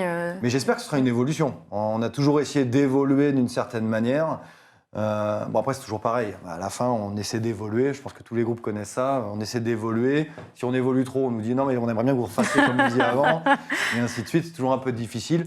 Là, dans la composition, j'ai essayé d'amener quelque chose d'un petit peu différent. Après, ça sera à vous de me dire si c'est vraiment différent. On verra. Ça donne envie, en tout cas. C'est un truc qui vous a déjà été reproché, ça, le fait de modifier votre palette, de changer un peu de direction Vous avez quand même gardé une cohérence. mais- Oui, complètement. Il y a un fil, clairement. Il y a un film, mais c'est les deux. C'est de temps en temps, on en reparle souvent d'un album précisément, en disant moi c'est celui-là, celui que je préfère en termes de prod. Donc vous avez essayé autre chose, mais ça serait bien de refaire des choses comme ça. Donc ça c'est un peu pas l'anti-évolution, mais ça serait le moins changé. Et de temps en temps, ça va être oui, mais l'évolution elle est petite entre les albums. Alors, des fois, moi je suis là, ouais, mais alors il faudrait savoir. Bon, ça, Oui, mais je trouve que quoi que vous fassiez, ça se justifie par le fait que tu te bases quand même sur une nouvelle ou un aspect précis de l'univers de Lovecraft que tu essaies de mettre en musique, et du coup ça justifie un peu les choix musicaux de plus ou moins évoluer ou plus ou moins pas évoluer. Enfin, tu vois. Ouais, Je trouve que c'est surtout le principe, c'est de se faire plaisir et de faire de la musique qui nous parle à tous dans le groupe, qui nous apporte des émotions, qui nous fait voyager, qui retranscrit à notre sens bien la littérature Lovecraftienne. Donc après, c'est toujours de cette manière-là, c'est-à-dire que si on commence à regarder à droite à gauche tout le temps, on n'est plus libre de faire ce qu'on veut. Là, nous, on est libre. Et j'ai l'impression aujourd'hui, et je trouve que c'est la force sur une scène de black metal français, c'est qu'on a pas mal de groupes qui ont une identité. J'ai l'impression qu'on a une identité à nous. Ouais. Donc Ouais. du coup, Oh, carrément. l'objectif n'est pas de révolutionner la chose, mais de faire évoluer notre identité en allant voir différents horizons. Mais bon, ça ne se transformera pas du jour au lendemain en breakdown, par exemple. Ah mince. Désolé. C'est bon, tu dis, parce que c'est ce que nous disait aussi Regarde les hommes tombés il y a 2 émissions, mais cette identité française, donc toi, tu te sens proche aussi d'une scène française. Tu trouves que tu partages des éléments musicaux avec d'autres groupes de la scène? Ouais, mais en fait, au bout d'un moment, on nous a beaucoup appelé, et on a utilisé cette étiquette-là aussi, hein, de post-black metal à l'époque, surtout au début. Et au bout d'un moment, je me suis rendu compte qu'il y avait énormément de groupes, alors pas uniquement en France, hein, même un peu partout en Europe ou dans le monde, énormément de groupes de post-black metal. À la fin, c'est devenu une espèce de... Enfin, on ne savait plus trop. Il y a des groupes qui Oui, n'avaient tu rien à mettais voir tous les les uns trucs avec que les tu savais autres, pas hein. comment appeler, histoire de mettre les C'est choses ça, dans je une me souviens, case. j'ai regardé l'émission sur RLHT, on passe le bonjour au passage, où parlait de Harakiri for the Sky, justement, qui n'a absolument rien à voir avec RLHT. Moi, je trouve qu'on n'a rien à voir avec Harakiri non plus. Pourtant, tout est mis dans cette espèce de truc post-black ça. metal. Donc, en fait, à la fin, je trouve ce qui reste, c'est les groupes qui ont une identité forte, pardon. Et dans la scène française, il y a quand même des groupes qui ont ce truc-là. Bah après, vous, historiquement, on vous rapproche beaucoup de trucs qui ont pété en même temps que vous, c'est-à-dire que RLHT ou même Déluge, c'est pas du tout musicalement la même chose. Et complètement. Mais Et des il y a un choses truc qui étaient de- autour de l'Adlo aussi. C'est quoi. ça, Ouais, exactement. Il y a ça une crée ascension un peu commune, ensuite, une comme un émulation arbre, de scène. chacun a pris sa route. Mais il y a une certaine logique en même temps. On a quasiment tous sorti nos premiers albums chez les Acteurs de l'Ombre. Donc Oui, il y et a- puis surtout vous, RLHT, vous étiez les deux gros groupes de l'Adlo qui ensuite ont signé chez Season. Oui, Office. il y a une Donc espèce il y a de eu ce suivi. côté, ce parallèle. Et même si on regarde TGO et RLHT, au fond, il n'y a pas grand-chose à voir. Non, en fait. non, non, clairement pas, clairement pas. Donc c'est là où je trouve que c'est riche. Il y a vraiment il y a quelque chose d'assez racé, je trouve, dans la scène française, quelque chose de bien marqué. Ouais, ou du moins, c'est des groupes avec une direction Ouais, très claire. des groupes qui essaient de créer un univers autour du. Ouais. Ouais, même avec les peintures de Jeff, direct, vous aviez Ouais. une identité genre visuelle. Hmm. TGO comme RLHT aussi, c'est aussi beaucoup, ça s'est beaucoup développé via les t-shirts. Le nombre de personnes qu'on trouvait avec le portrait de Complètement. Lovecraft sur les Ouais. festes et tout. Vous avez chacun pris votre truc. RLHT, le côté un peu dureur, un peu gravure et tout. Vous, les portraits, les peintures et tout. Ça aussi. Oui, c'était le cas aussi Contribuer. de Déluge avec c'était Val Noir, il me semble, qui Ouais, faisait je les, sais pas qui a les fait ça. graphismes. C'est Fortifem Ouais. pour RLHT, Val Noir pour Déluge. ouais, et C'est Jeff ça. Goldblum, Mais du coup, il y avait effectivement une identité visuelle aussi qui était importante. Je pense que c'est tout un mélange de choses. C'est arrivé à un moment précis aussi. Il y avait une ouverture d'esprit vis-à-vis de ça. Justement, pour citer Antoine la dernière fois, Wolf Sinestronome a changé beaucoup de choses et c'est vraiment à cette arrivée-là où il y a une espèce d'ouverture vers du black metal plus atmosphérique. Il y en avait déjà, mais en tout cas, ils sont arrivés à quelque chose de différent. J'ai l'impression que tout a un peu explosé autour de ça. C'est marrant de le Ouais. situer à Wolf Syndrome. Je pense que c'est pas un truc où tout le monde le situerait trop là. Dans le post-black, tu veux Ouais. dire C'est vrai qu'ils Non. ont apporté le côté cascadian, a Mais ouais. changé aussi un peu la direction et le fait de sortir de quelque chose de très true. Parce qu'avant, l'atmosphérique était aussi dans une démarche rigoriste. Ouais, Et complètement. là, d'avoir quelque chose qui s'ouvrait aussi à. C'est un groupe qui a aussi beaucoup ancré ça, avec, comme on disait tout à l'heure, un univers autour, quelque chose de très stylisé au niveau des visuels également. Donc au final, ça. Au tout début, je suis même pas sûr que Sinestronome, on disait du Cascadian black metal. À mon Ah non, avis, ça, on disait non, du je post-black metal. Ce qui est jamais un genre qui a Du été black défini atmo non plus. même. Non, Cascadian, c'était vraiment ce côté, genre, ça aime la nature, ça fait du black metal. Exactement. un Ça petit vient peu des atmo, États-Unis un et peu. c'est États-Unis, ouais. Puis dans du- ce cas-là, on va appeler tout différemment. Ça, on va en avoir beaucoup. Mais oui, c'est ça, en parce fait, que chaque groupe va Lovecraftian black se metal, Cascadian black metal, French Club black Lovecraftian. metal, j'en sais rien, il peut y avoir plein de choses, quoi. 2013, il y a Sunbasser aussi qui sort. Avec, Ouais. Non, mais vraiment, c'est l'album le plus important des années 2010. Qui sort. Non, mais littéralement. Pardon, non, mais oui, non, mais je sais, je sais. J'en suis sûr. On Ils adore arrivent, le tester. ils ont les cheveux courts, la pochette, elle est rose. Et en fait, tu dis que tu peux faire du black, tu peux faire de la musique extrême avec des codes esthétiques radicalement différents. C'est pas ce qui a été, comment ça s'appelle, saisi par RLHT, qui ont gardé quand même un truc très métal. Peut-être que pour vous, un peu plus aussi, des trucs plus abstraits. Death genre de choses, Heaven, je le mettrais vraiment. Alors, je suis complètement d'accord avec toi qu'il y a eu, il s'est passé quelque chose quand cet album est sorti. Peut-être Par contre, plus on pour n'est pas Déluge. du tout dans la même scène. Non, bien sûr. Dans c'est clair. même cette sortie-là, tu vois, on parle de Wolf Throne Room, Death Heaven, Ça n'a rien à voir, ouais. on est très très loin. Mais effectivement, il y a eu quelque chose avec ça, cette espèce de chant black metal avec du blast. Mais la grosse différence, c'est que Death Heaven, il y avait quelque chose de. Tout était basé sur. Alors, il y avait des passages un peu plus bourrins, notamment sur l'album d'après. Mais il y avait quelque chose de très lumineux. Ouais. On oubliait le côté sombre, Ouais, bah, très non, torturé. non, On c'est- avait quelque chose de. Ouais, quelque chose de très lumineux. Donc c'est pour ça que c'est un peu différent. Par contre, c'est clair que ça a amené des gens à s'intéresser un peu à des musiques plus extrêmes. Et pour moi, changer vraiment certains codes. Peut-être plus. Ah, le C'est peut-être un décloisonner, truc en tout cas. qui a été plus saisi par Déluge. Mais tu vois, genre un côté beaucoup plus éthéré, beaucoup plus pur, Hmm. moins sombre même dans l'approche esthétique, tu vois, du complètement. Mais truc, quoi. d'un côté, pour moi, si Death Heaven, si Sunbasser a pu sortir, c'est parce qu'il y a eu Alceste avant aussi.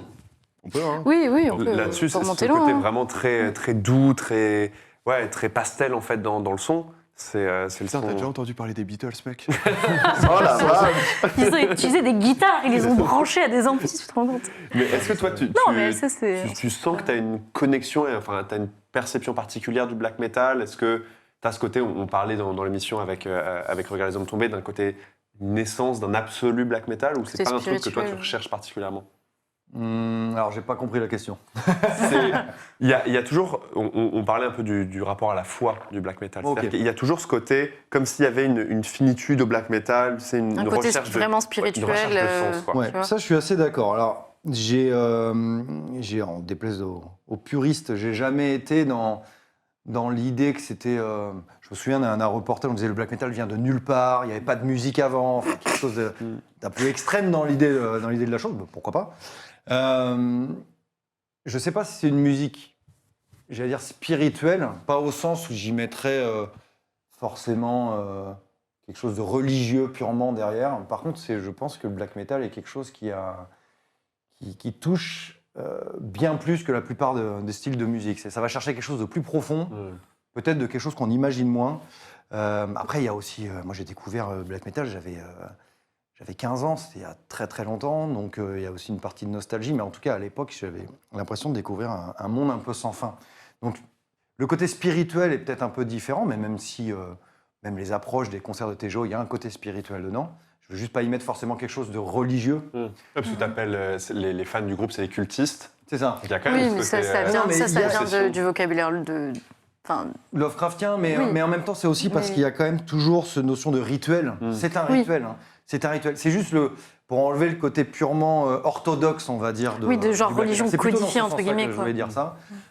Par contre, oui, je reviens un peu sur ce que je disais, mais oui, il y a un côté d'émotion qu'on peut peut-être rapprocher du spirituel. En tout cas, c'est beaucoup plus profond, je trouve, que beaucoup de musique. Donc, je pense qu'on fait cette musique-là et qu'on l'écoute, on fait appel à des choses bien plus fortes et bien plus importantes que la plupart des styles de musique. Et on reviendra sur Lovecraft plus tard, mais c'est peut-être aussi pour ça que dans l'immense majorité des groupes qui abordent cette thématique-là, c'est du black metal. C'est ce côté un peu musique de l'indicible, musique du plus profond, un peu du caché. Il y a cette espèce de truc indescriptible qui doit particulièrement coller. Toi, quand tu as commencé TGO, tu t'es pas dit « Ouais, je vais faire du zouk pour coller à la Non. conscience de Lovecraft. » Non, ça ne m'est pas venu à l'idée, effectivement. Mais c'est vrai que moi, je regardais un peu au départ, je voulais faire un jeu sur les groupes et Lovecraft. En fait, c'est quasiment que circonscrit au métal, alors que pourtant, il n'y a pas de raison particulière, même si on comprend en termes d'esthétique, mais c'est death et black metal, quoi. Mais c'est parce que ça invite au voyage, mais en même temps, le voyage, chez Lovecraft... Il se passe rarement bien. Voilà, exactement. Ça doit pas être... c'est pas le voyage au Cap d'Agde, quoi. C'est forcément un peu plus sombre et un peu plus torturé. Donc je pense qu'il y a quelque chose de... C'est pour ça qu'on parle de ça. Même, je trouve, mais ce qui est intéressant, c'est que dans le death metal, on va avoir le côté plus rampant, plus méchant, en fait, des entités Lovecraftiennes. Alors que dans le black metal, on va rejoindre justement quelque chose de plus atmosphérique, généralement. C'est ça qui est intéressant. Et je pense que c'est un peu la seule musique qui permette, avec peut-être de l'ambiance ou des choses comme ça, mais en même temps, c'est assez proche. Ou peut-être potentiellement de la musique classique. Tu vois, on parlait de la notion du black metal dans le côté spirituel et émotion. Je pense que dans le classique, on retrouve la même chose, certaines pièces de classique. Ouais. On a un peu il y a des pièces classiques très sombres, mais là où à l'époque les compositeurs voulaient toucher au divin, bah là on va chercher dans l'autre sens, mais on va essayer de toucher autre chose, quoi. Donc c'est assez proche, donc forcément ça va plus loin que la plupart des styles de musique. Surtout les musiques faciles d'écoute, quoi. Ça se tient. Avant de passer peut-être au ciné-concert, il y a Dying Didi dans le chat qui dit Ok, on a compris, c'est un process, mais est-ce qu'il y a une date approximative de sortie? Ouais, mais non. Je pourrais pas la donner. Au trimestre près. Comment? Au trimestre près. Ouais, même Ça pas. sortira dans le Pas là-dedans, futur. ouais. Pas tout de suite en tout cas. Ok. Ça va En fait, mettre il un n'avait petit pas peu du de tout temps. posé cette question, c'était moi qui lui ai posé cette question. Bien joué, mais je me suis pas fait avoir. c'est bon. Dying Didi est vraiment là. Vraiment, je ne l'ai pas inventé. Ciné-concert. C'est Ouais. un concert. Ouais. Donc, Qui l'a vu ici? Nous deux. Mais moi, je suis petite et j'étais au fond de la salle, donc autant vous dire que voilà. Toi, tu l'as vu à Rennes, c'est ça? Oui, je l'ai vu à Tu l'as vu à Rennes. Garmont, Tu- moi j'ai vu à t'as fait Antony, les deux du fois? coup. Non, ouais. Non, j'étais pas à Rennes, mais. Anthony, c'était un peu plus simple. Mais donc, vous l'avez fait 2 fois ce ciné-concert? On l'a fait 3 fois. 3 fois. Ouais. Et c'est quand même quelque chose d'assez particulier et assez inédit, j'ai envie de dire, pour un groupe de black metal ou en tout cas de metal extrême. Comment l'idée est venue? Comment c'est venu et ça s'est concrétisé? Alors déjà, de manière plus générale sur le ciné-concert à Bordeaux, là d'où on vient, il y avait tous les ans, pendant une époque, il y avait un festival de ciné-concert et il y avait un groupe de métal qui reprenait. Donc on a eu Gojira, qui a fait Machiste aux Enfers, on a eu Year of No Light qui a fait Vampire. Oui, ça. Ça, c'est sorti Ouais. en album, ouais.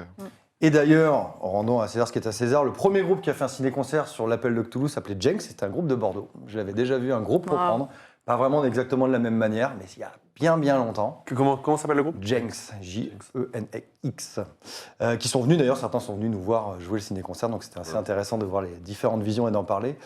On a eu Sleeper sur Dr. Jekyll and Mr. Hyde, enfin il y a eu en tout cas beaucoup de ciné-concerts. Et donc moi c'est quelque chose qui m'est resté en tête, j'avais trouvé ça passionnant.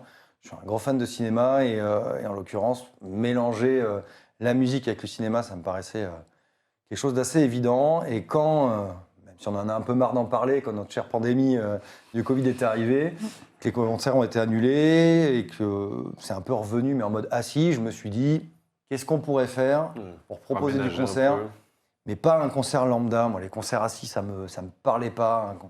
Il y a besoin d'une certaine énergie et là bon bah, les gens font ce qu'ils peuvent sur leur chaise mais c'est pas forcément simple. Et donc le ciné-concert est arrivé. Donc ça devait normalement être à l'époque des concerts assis. Bon, on a mis tellement de temps à le préparer qu'à la fin, les concerts normaux ont repris largement. Ouais, parce que je crois qu'à un moment, vous teasiez ça en 2022. Ouais, on a commencé à en parler un petit peu, mais ça a mis beaucoup de temps. Et puis on a réfléchi au film. En fait, je me suis posé la question de savoir, vu que le film a déjà été fait par un groupe bordelais, est-ce qu'on pourrait essayer autre chose? Pourtant, ça semblait évident. Un film muet, pas trop long, avec des influences de l'impressionnisme allemand, enfin tout ce qui allait bien. Et puis sur L'appel la de Toulouse, thématique. Lovecraftien, évidemment, point de départ. Donc on a regardé un peu ce qui se faisait d'autre, on a réfléchi, mais on revenait toujours dessus. Donc à un moment, on s'est dit, bon, bah, on va poser la question aux principaux intéressés qui l'avaient fait à l'époque, est-ce que ça les embêtait? Pas du tout. Donc on a dit, bon, bah c'est parti, quoi. Ok. Je vais lancer comme ça. Tu l'as souligné quand même, ce qui est assez marrant, c'est que vous l'avez fait 3 fois pour l'instant. Là, tu me dis que t'es en studio, donc assez vite, manifestement, vous allez rentrer dans un truc de promo plus classique. Ouais. Pour l'avoir vu, c'est du taf. Enfin, ouais, vous l'avez bossé quand même le truc. Beaucoup, ouais. Et est-ce que vous allez vous le garder sous le coude? Est-ce que vous allez le refaire un petit peu dans les mois à venir? Parce que, est-ce qu'il y a un côté un peu one-shot, en mode vous l'avez fait pour Garmon, c'est super cool, il y a un côté un peu comme le Roadburn, unique, genre ceux qui l'ont vu, et c'était stylé? Ou Ils l'ont vu qui était trop petit. Enfin, tu l'as entendu, mais c'est très bien. Oui. En fait, ce qui est assez marrant, c'est que c'est quand même un peu dommage sur un truc qui est pas pensé comme du one-shot et vendu comme tel, de l'avoir aussi peu exploité pour l'instant, quoi, tu vois. En fait, c'est juste une histoire d'agenda. Au fond, le temps qu'on le prépare, le temps qu'on cale les dates, le temps que tout se fasse, bah, mine de rien, Cosmicism commençait à dater un petit peu, donc de toute façon, il fallait passer à la suite. C'est très désorganisant, c'est un super projet, mais c'est aussi très désorganisant parce que ça demande de le répéter énormément, et donc du coup, ça empêchait un peu d'avancer sur la suite. Donc à un moment, il a fallu poser les choses, le nouvel album. Sinon, les gens peuvent encore attendre l'album pendant les 5 prochaines années, il ne va pas sortir. Mais par contre, j'aimerais beaucoup le refaire. Il n'y avait pas effectivement ce côté exceptionnel, alors par la force des choses, ça l'a été. Moi, l'objectif, c'était qu'on le fasse beaucoup plus de fois, de nombreuses fois. J'espère qu'on aura l'occasion de le refaire, parce que c'est un vrai plaisir. C'est un exercice particulier, mais c'est un plaisir. Ça peut se réactiver assez vite, par exemple dans des creux de vague et tout, en faire dans 2-3 Je vais te proposer une date juste après.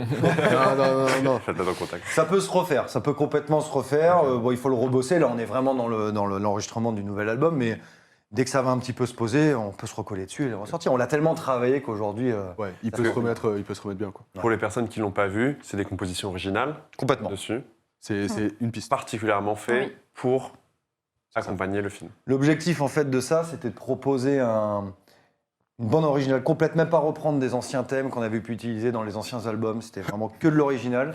Et de le jouer en live intégralement, sans sample, sans PC, sans rien. Tout est analogique à 100%. C'était cet objectif-là. Donc, il y a toujours une part un petit peu de stress juste au moment. Est-ce que tout va fonctionner? Parce que bon, c'est hyper calé.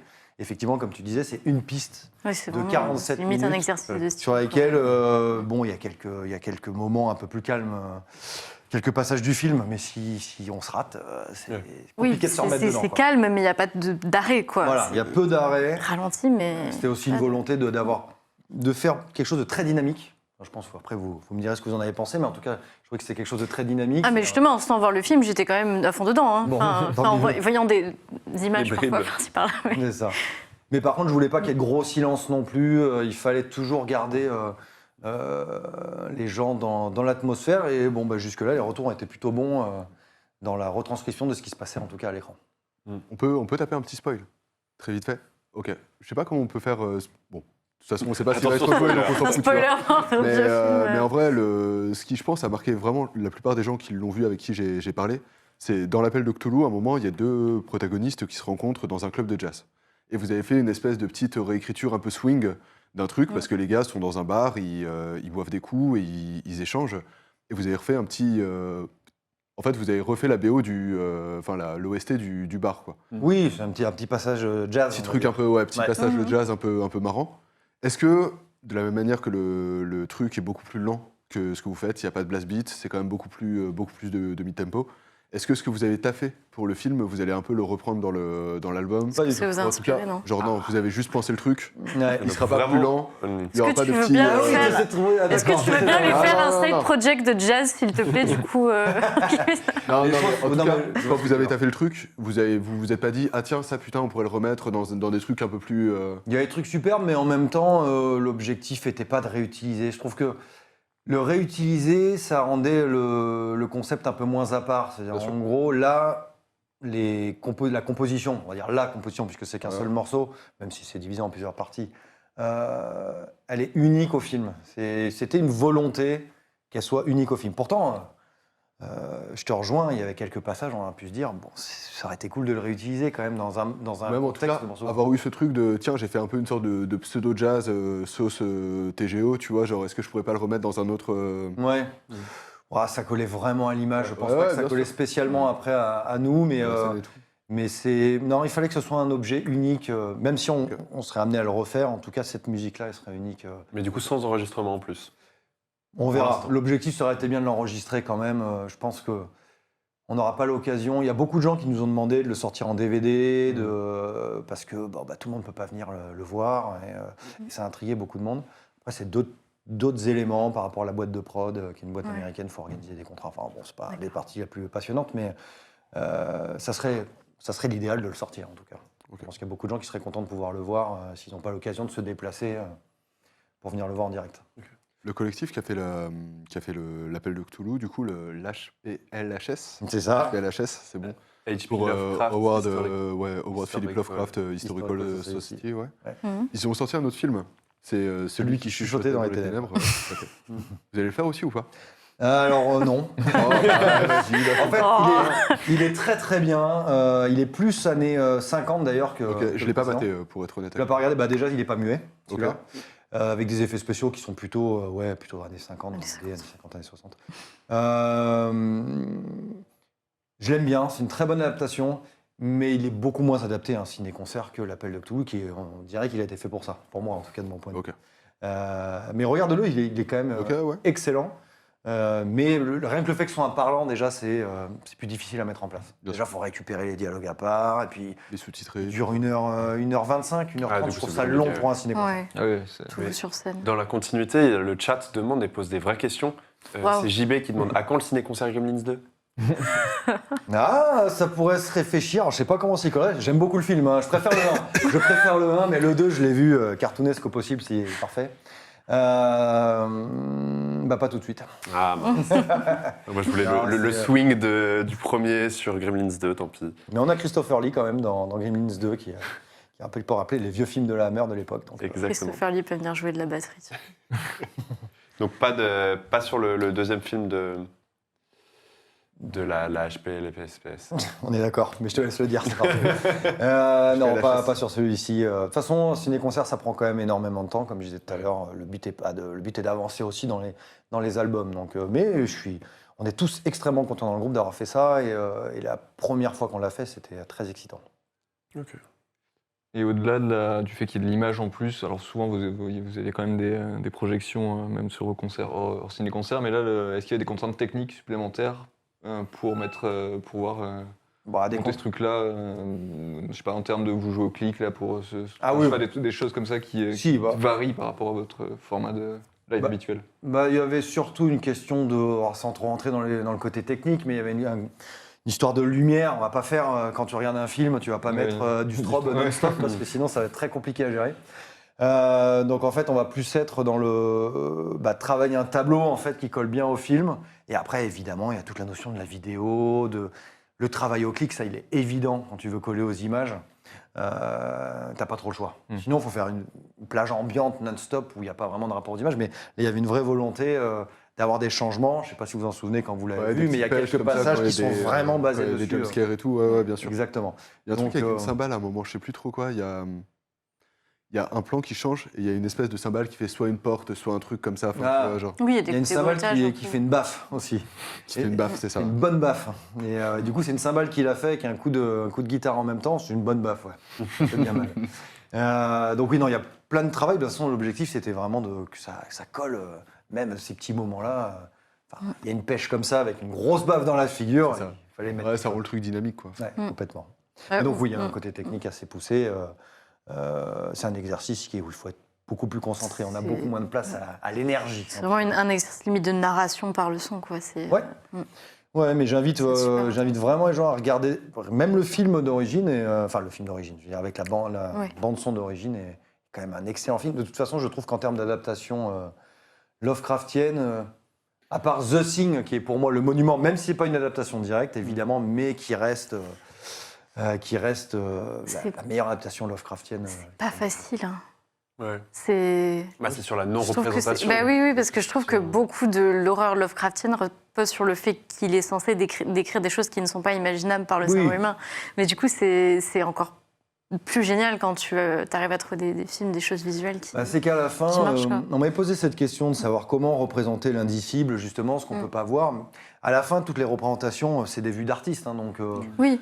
c'est pas forcément très grave de représenter, c'est le point de vue. La musique de TGO, c'est pas forcément la musique parfaite pour représenter l'œuvre de Lovecraft, c'est la nôtre, c'est notre vision à nous, ce qui nous parle à nous. Mais t'as ça, et puis t'as Portal à côté, tu mets les deux, ça n'a pas grand-chose à voir, et c'est deux approches complètement différentes. Mais vous représentez des choses de manière sonore aussi, tu vois, donc c'est différent de... C'est un peu différent, mais si tu prends peux mieux, des dessins, des choses comme ça, tu peux mieux revendiquer cette subjectivité, je trouve. Oui, par la ça musique. je suis d'accord. Mais ça ne me poserait pas de problème dans les films de le faire, de voir des films qui s'inspirent de Lovecraft, même s'il y a des partis pris. De toute façon, ce ne sera jamais parfait, puisque de toute façon, ça n'est pas décrit. Donc, à partir de ce moment-là, il faut se laisser une certaine liberté. On a toujours Guillermo del Toro qui doit nous faire les montagnes hallucinées. Bon, pour l'instant, C'est le moment qu'on l'attend. Ouais, mais je pense qu'on va l'attendre encore un moment d'ailleurs. Mais T'aimes bien le taf de Gutanabe? oui, j'aime beaucoup. Ouais, j'aime bien aussi. J'aime beaucoup. C'est une espèce c'est un mangaka qui a en fait un parti pris. C'est le gars dit en fait, moi je sais pas raconter une histoire. Par contre, je suis une bête en dessin. Et du coup, en fait, il décide de faire tout Lovecraft. Parce que en fait, Lovecraft, c'est des histoires faciles à adapter. T'as pas masse de dialogue, c'est assez linéaire, tu vois, genre comme récit. Et en fait, il fait pas mal de doubles planches, genre full tentacule, tu vois, genre tu sais les espèces de ruines à l'envers et tout. C'est ultra technique, c'est vraiment beau. C'est très noir et blanc et les noirs sont assez marqués. Ce qui fait que genre dès que ça dégueule, dès que c'est un peu censé être abstrait, t'arrives assez vite à un truc assez convaincant, tu vois. Okay. Dans un délire un peu Tomb Mold ou ce genre de truc, tu vois, genre t'as les pochettes un peu qui bougent, tu vois, genre... Ok, Guantanabe. Gutanabe. Gutanabe, il les fait tous, hein, tu vois, genre il en sort. Il en sort tout le temps, de toute façon. Je crois qu'il est dessus, il a compris le filon, et ça fonctionne bien. Et la maison d'édition aussi, parce qu'il sort ça dans une édition qui est super jolie en plus, en espèce de ça, ouais. Wow. Très très classe. De toute façon, il faut dire ce qui est, Lovecraft est un peu à la mode dans la littérature, en tout cas dans les adaptations, puisqu'on a Baranger en ce moment qui, je ne sais pas si vous avez vu, qui fait des adaptations grandes comme ça, avec des grands dessins en double page qui est gigantesque, qui est magnifique. Il y a eu une campagne de crowdfunding pour la retraduction de Lovecraft il y a quelques années par... C'était Action SF, je crois, je ne sais plus comment s'appelait exactement la boîte d'édition. Évidemment, j'ai participé. J'ai voulu l'avoir. Et ça a fait Lovecraft est vraiment dans l'air du temps. C'était un objectif de 10 000 et ça a fait 380 000, je crois. Donc c'était à la fin, il galérait pour trouver les paliers, pour trouver les récompenses. C'était qu'est-ce qu'on fait, quoi. Et donc il y a énormément de choses. Et dans le manga aussi, évidemment. Et pour ceux qui aiment le manga, même ceux, effectivement, tu as complètement raison, ce sont des adaptations qui sont superbes, qui se lisent très bien. Les éditions sont, jolies. C'est un faux cuir comme ça et tout, c'est mimes. C'est superbe. Comme Iron Fire. J'aurais pas dit mimes, mais pourquoi pas. Sur tous vos albums, vous avez un peu choisi des portes d'entrée un peu différentes pour vous approcher de Lovecraft et de ses mythes. Donc un album qui racontait carrément une nouvelle entière, Tequil et Lily, une collection de monstres avec Cosmicisme. Vous avez fait un peu, entre guillemets, de la fanfiction avec EOD, où vous prolongiez un écrit déjà existant. C'est quoi la prochaine porte d'entrée? Encore une question à laquelle je ne vais pas pouvoir répondre. Zut.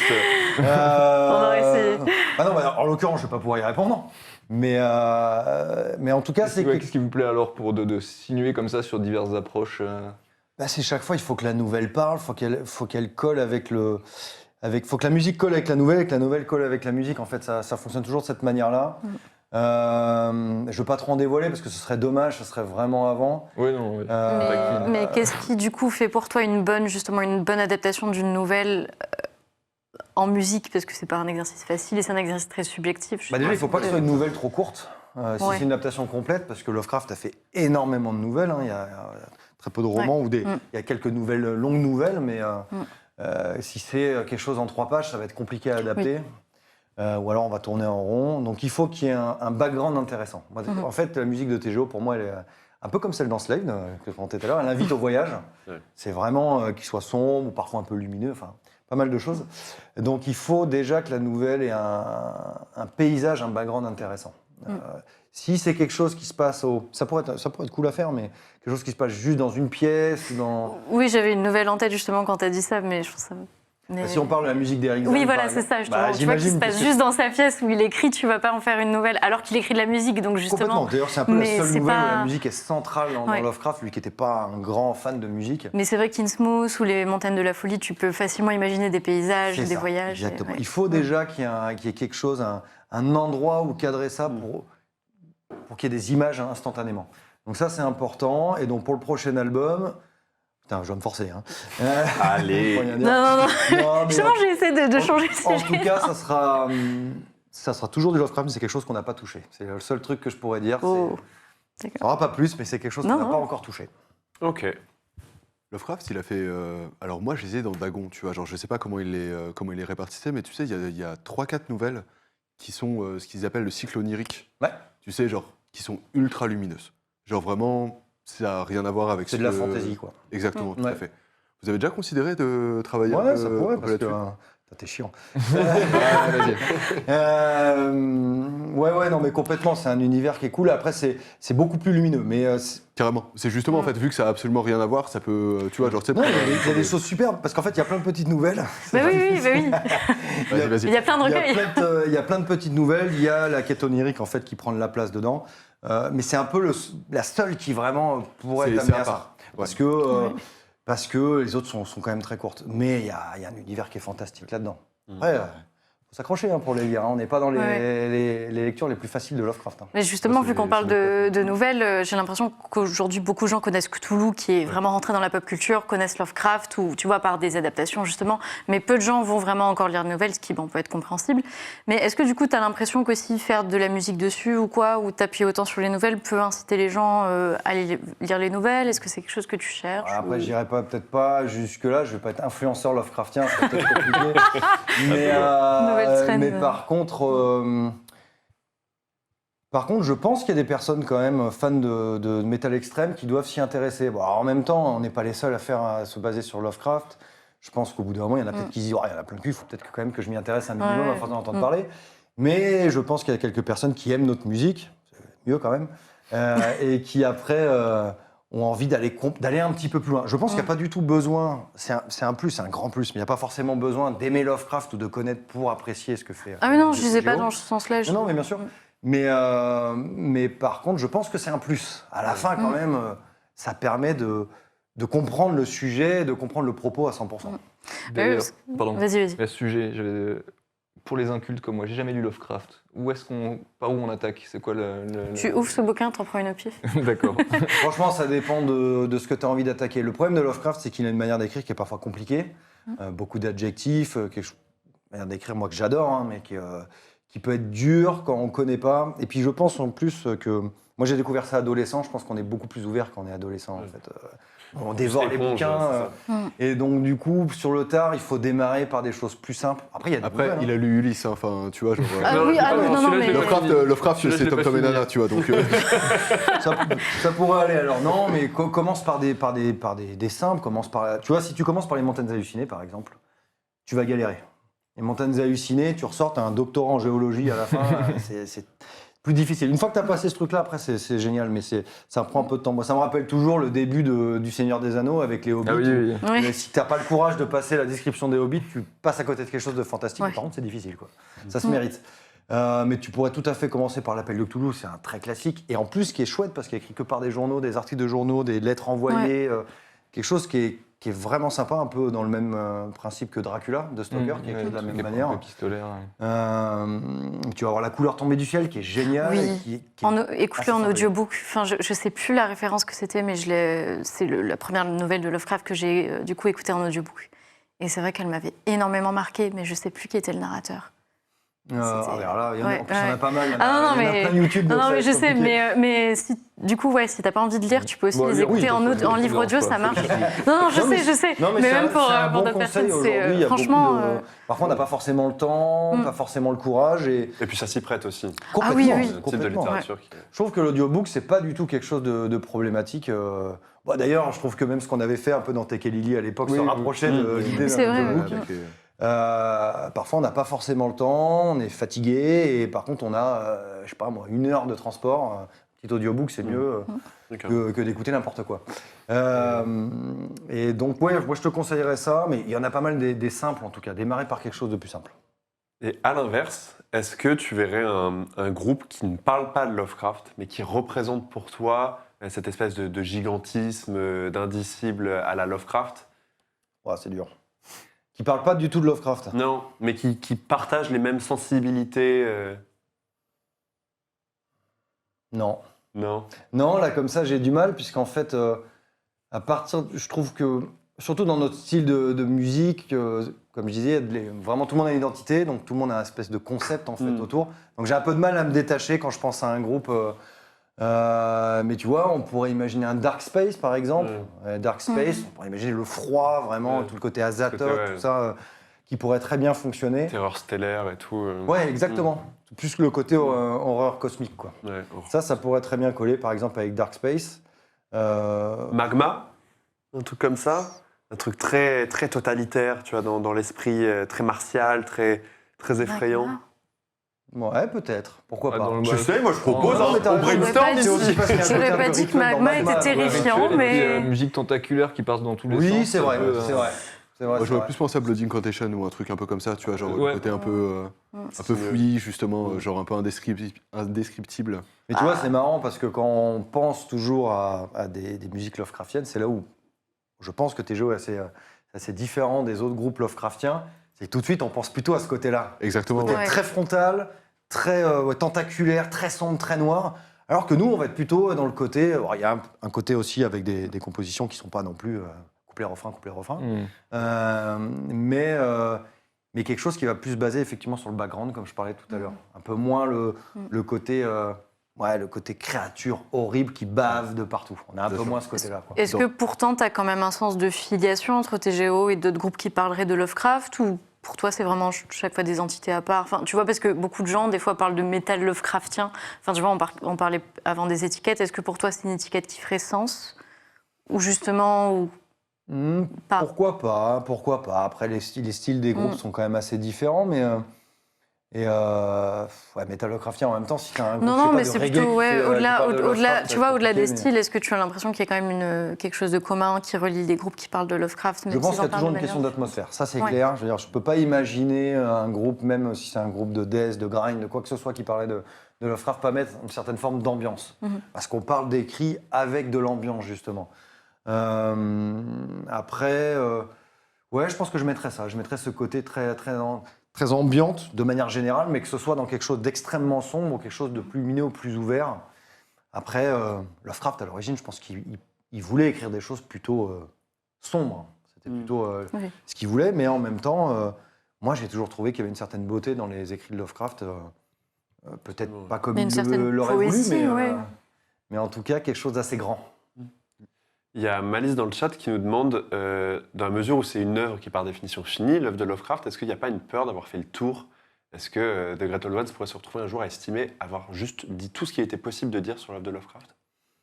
Ça, pour l'instant, on n'a pas eu à se poser la question.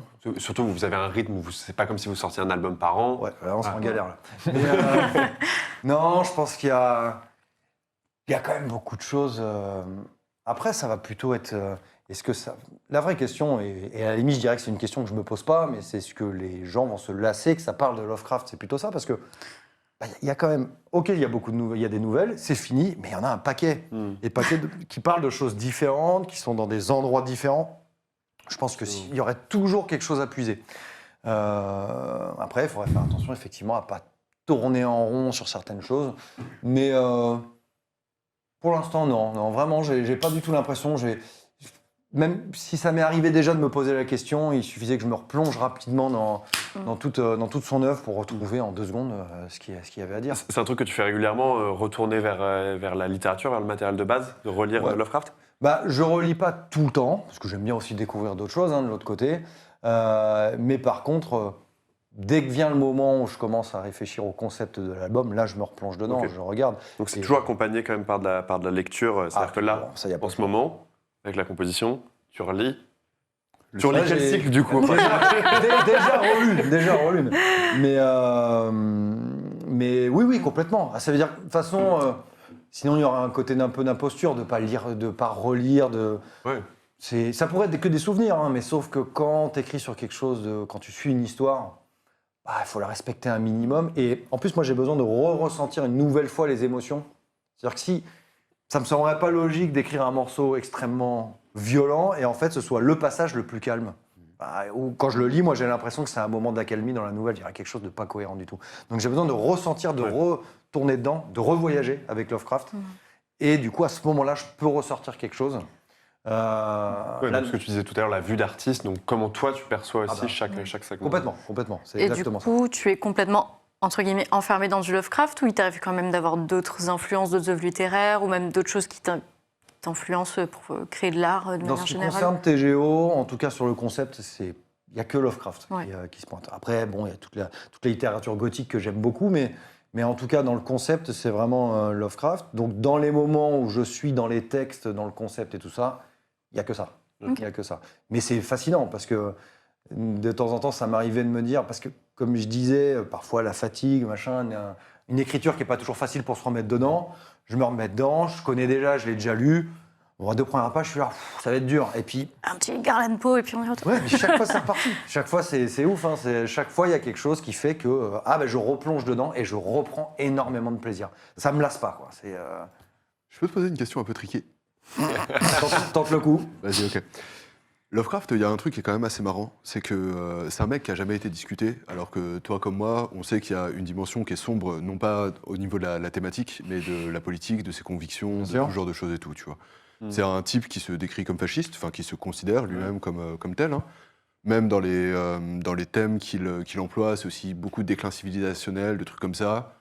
Il décrit Attention, pas les alors, mêmes très personnes, genre en fonction de leur couleur de peau, c'est pas du tout les mêmes caractéristiques intellectuelles notamment, tu vois. Oui, ça c'est le plus. Est-ce que quand tu fais quand tu bosses justement avec TGO, c'est quelque chose que tu as quand même en tête quand tu reprends les trucs, parce que c'est pas un auteur, même si tu vois, genre c'est quelque chose qui est pas trop connu, j'ai l'impression, parce qu'en fait j'ai l'impression que tout le monde kiffe Lovecraft, mais personne ne lit, tu vois. Ouais, Alors oui, que oui, quand c'est tu lis, ce que je c'est disais. Maintenant, le c'est fait obvious, tu vois. il était très raciste un peu moins à la fin de sa vie. Tout le monde le sait maintenant. Enfin, Bien sûr, ça y est, ça clairement. fait le tour. Hein, maintenant. Mais ça n'empêche qu'il y a des gros trucs à la Fnac et tout, alors que tu vois. il y Oui, a mais des c'est trucs- comme il y a des Céline. Enfin, trucs- Bah, justement, Ouais, mais à moins, C'est un méga débat. oui, mais parce que c'est Céline n'est pas rentrée dans Mais la est-ce que pop culture. justement Mais tu as quand même ça en tête et est-ce que tu fais un peu gaffe? En fait, c'est juste ça. Parce Je fais qu'effectivement, un peu gaffe. Moi, dans ce que j'écris, après, j'écris moi de la manière dont je veux l'écrire. Bien sûr. Donc, effectivement, après, je le vois passer. Lovecraft était de toute façon raciste.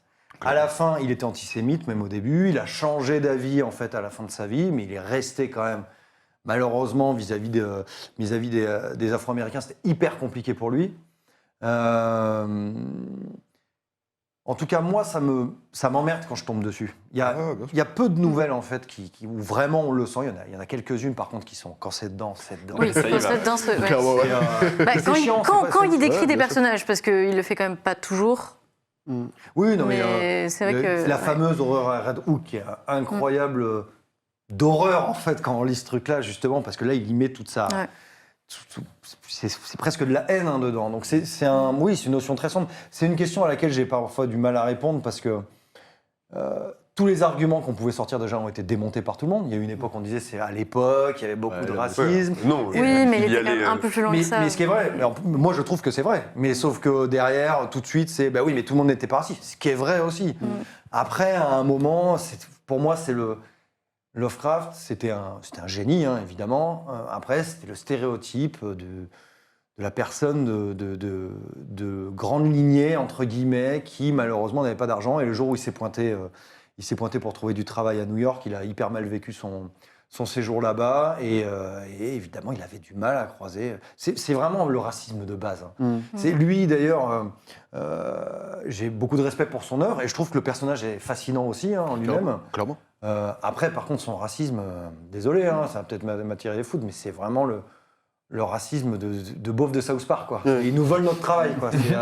C'est vraiment ça. Clairement. Alors Donc- qu'il a essayé de le théoriser, lui, dans certaines de ses lettres, voilà, allié justement au déclin de l'Occident, aux thèses, c'est Junger, c'est ça Je sais plus exactement. en tu même vois, temps. Mais oui, c'est ça, on a un côté genre inquiétude crasse du fait d'avoir des nouvelles personnes qui viennent se saisir. Puis bon, exactement. il était quand même à la fin très déconnecté enfin, tu vois, il a vraiment intellectualisé, entre guillemets, ses fausses convictions. Enfin, genre, je crois qu'il sortait plus, il voyait plus personne. Enfin, il finit quand même Ouais, mais assez- je crois que surtout là-dessus,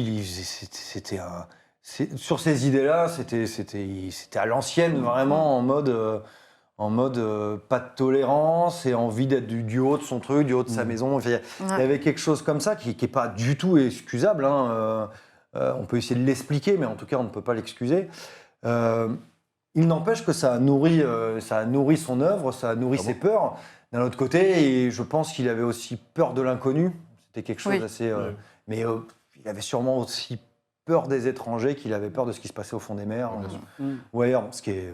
Ce qui a nourri son œuvre aussi au final. Et c'est Complètement. intéressant, même maintenant, je trouve que c'est une stratégie qui peut se valoir et qui peut de toute façon être discutée, par rapport à ces auteurs-là, de les déposséder aussi et d'en refaire quelque chose en fonction de ce qui est intéressant et de purger certains éléments. Ouais. Enfin, c'est un principe de réappropriation qui se vaut aussi.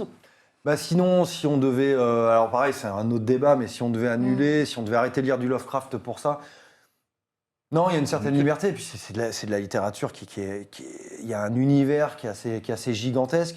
On ne peut pas tout résumer à ça. En fait, il ne faut pas l'oublier. Oui, voilà, je pense que c'est bien de présenter les choses de manière claire et complète, de dire bah, il a fait ça, mais il a aussi fait ça. Et Moi, je trouve ça ce qu'il très était, intéressant mais dans ce qu'il les- a écrit aussi, il faut en les- être conscient. Mais... Complètement. Dans les nouvelles adaptations, que ce soit dans les Barangers, dans les rééditions, les retraductions, il y a toujours un laïus là-dessus à un moment, un descriptif qui parle de ces idées-là. Et je trouve ça intéressant parce qu'on ne le cache pas. C'est pas forcément pour se planquer, je pense. Alors moi, je le fais pas au niveau de la musique, parce que ça reste de la musique, mais au niveau, en tout cas, de ce qui va être plus proche de la littérature, les gens l'expliquent généralement. Et ils vont pas s'en dédouaner, ils vont expliquer que c'est ça, ils vont expliquer d'une certaine manière. Et je trouve que c'est bien de le mettre en avant, en disant, ça, oui, il y a ça. C'est posé, vous en faites ce que vous voulez, mais au moins vous avez l'information. Vous avez l'information qu'il y a ça. Après, derrière,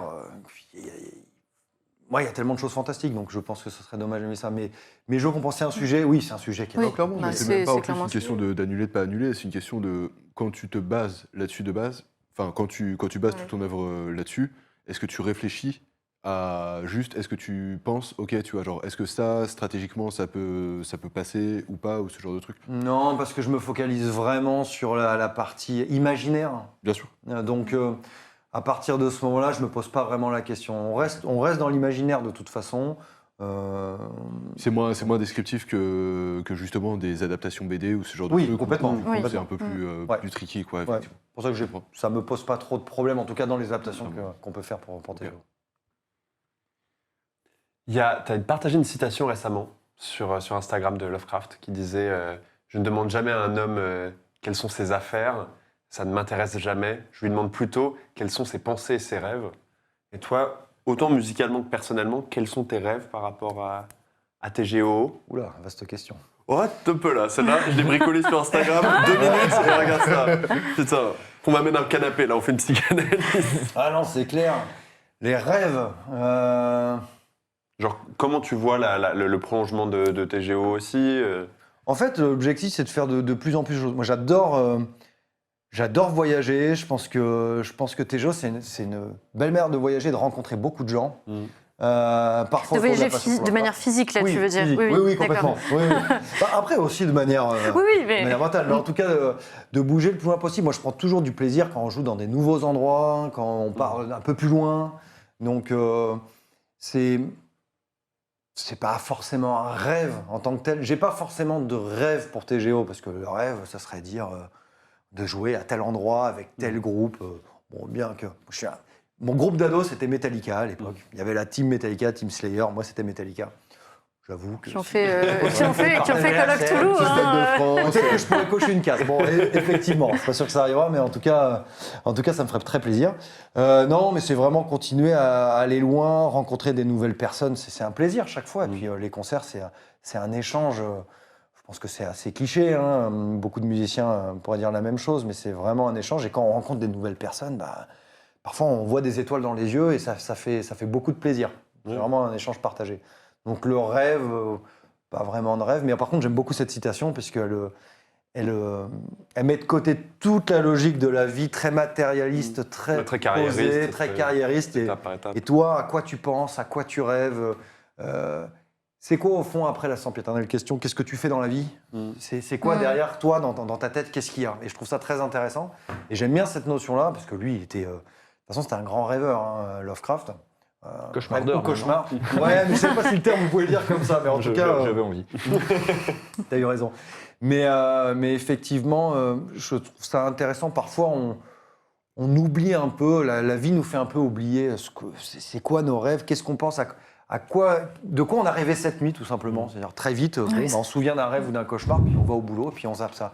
Ouais, mais il y a quoi derrière? De garder cette espèce de petite impression de rémanence du rêve et la prolonger, c'est ça? Complètement. Et puis surtout, qu'est-ce qu'on a dans la tête? Parce qu'aujourd'hui, quand on écoute de la musique telle que, j'espère en tout cas, telle qu'on l'a fait avec TGO, qui fait pour moi voyager, quand on va voir, il y a Dune 2 qui est sorti il n'y a pas longtemps, qui est quand même Pas de un spoil. gros monument. Non, s'il vous plaît. J'ai pas vu le 2 encore, mais qui est un gros monument de la science-fiction.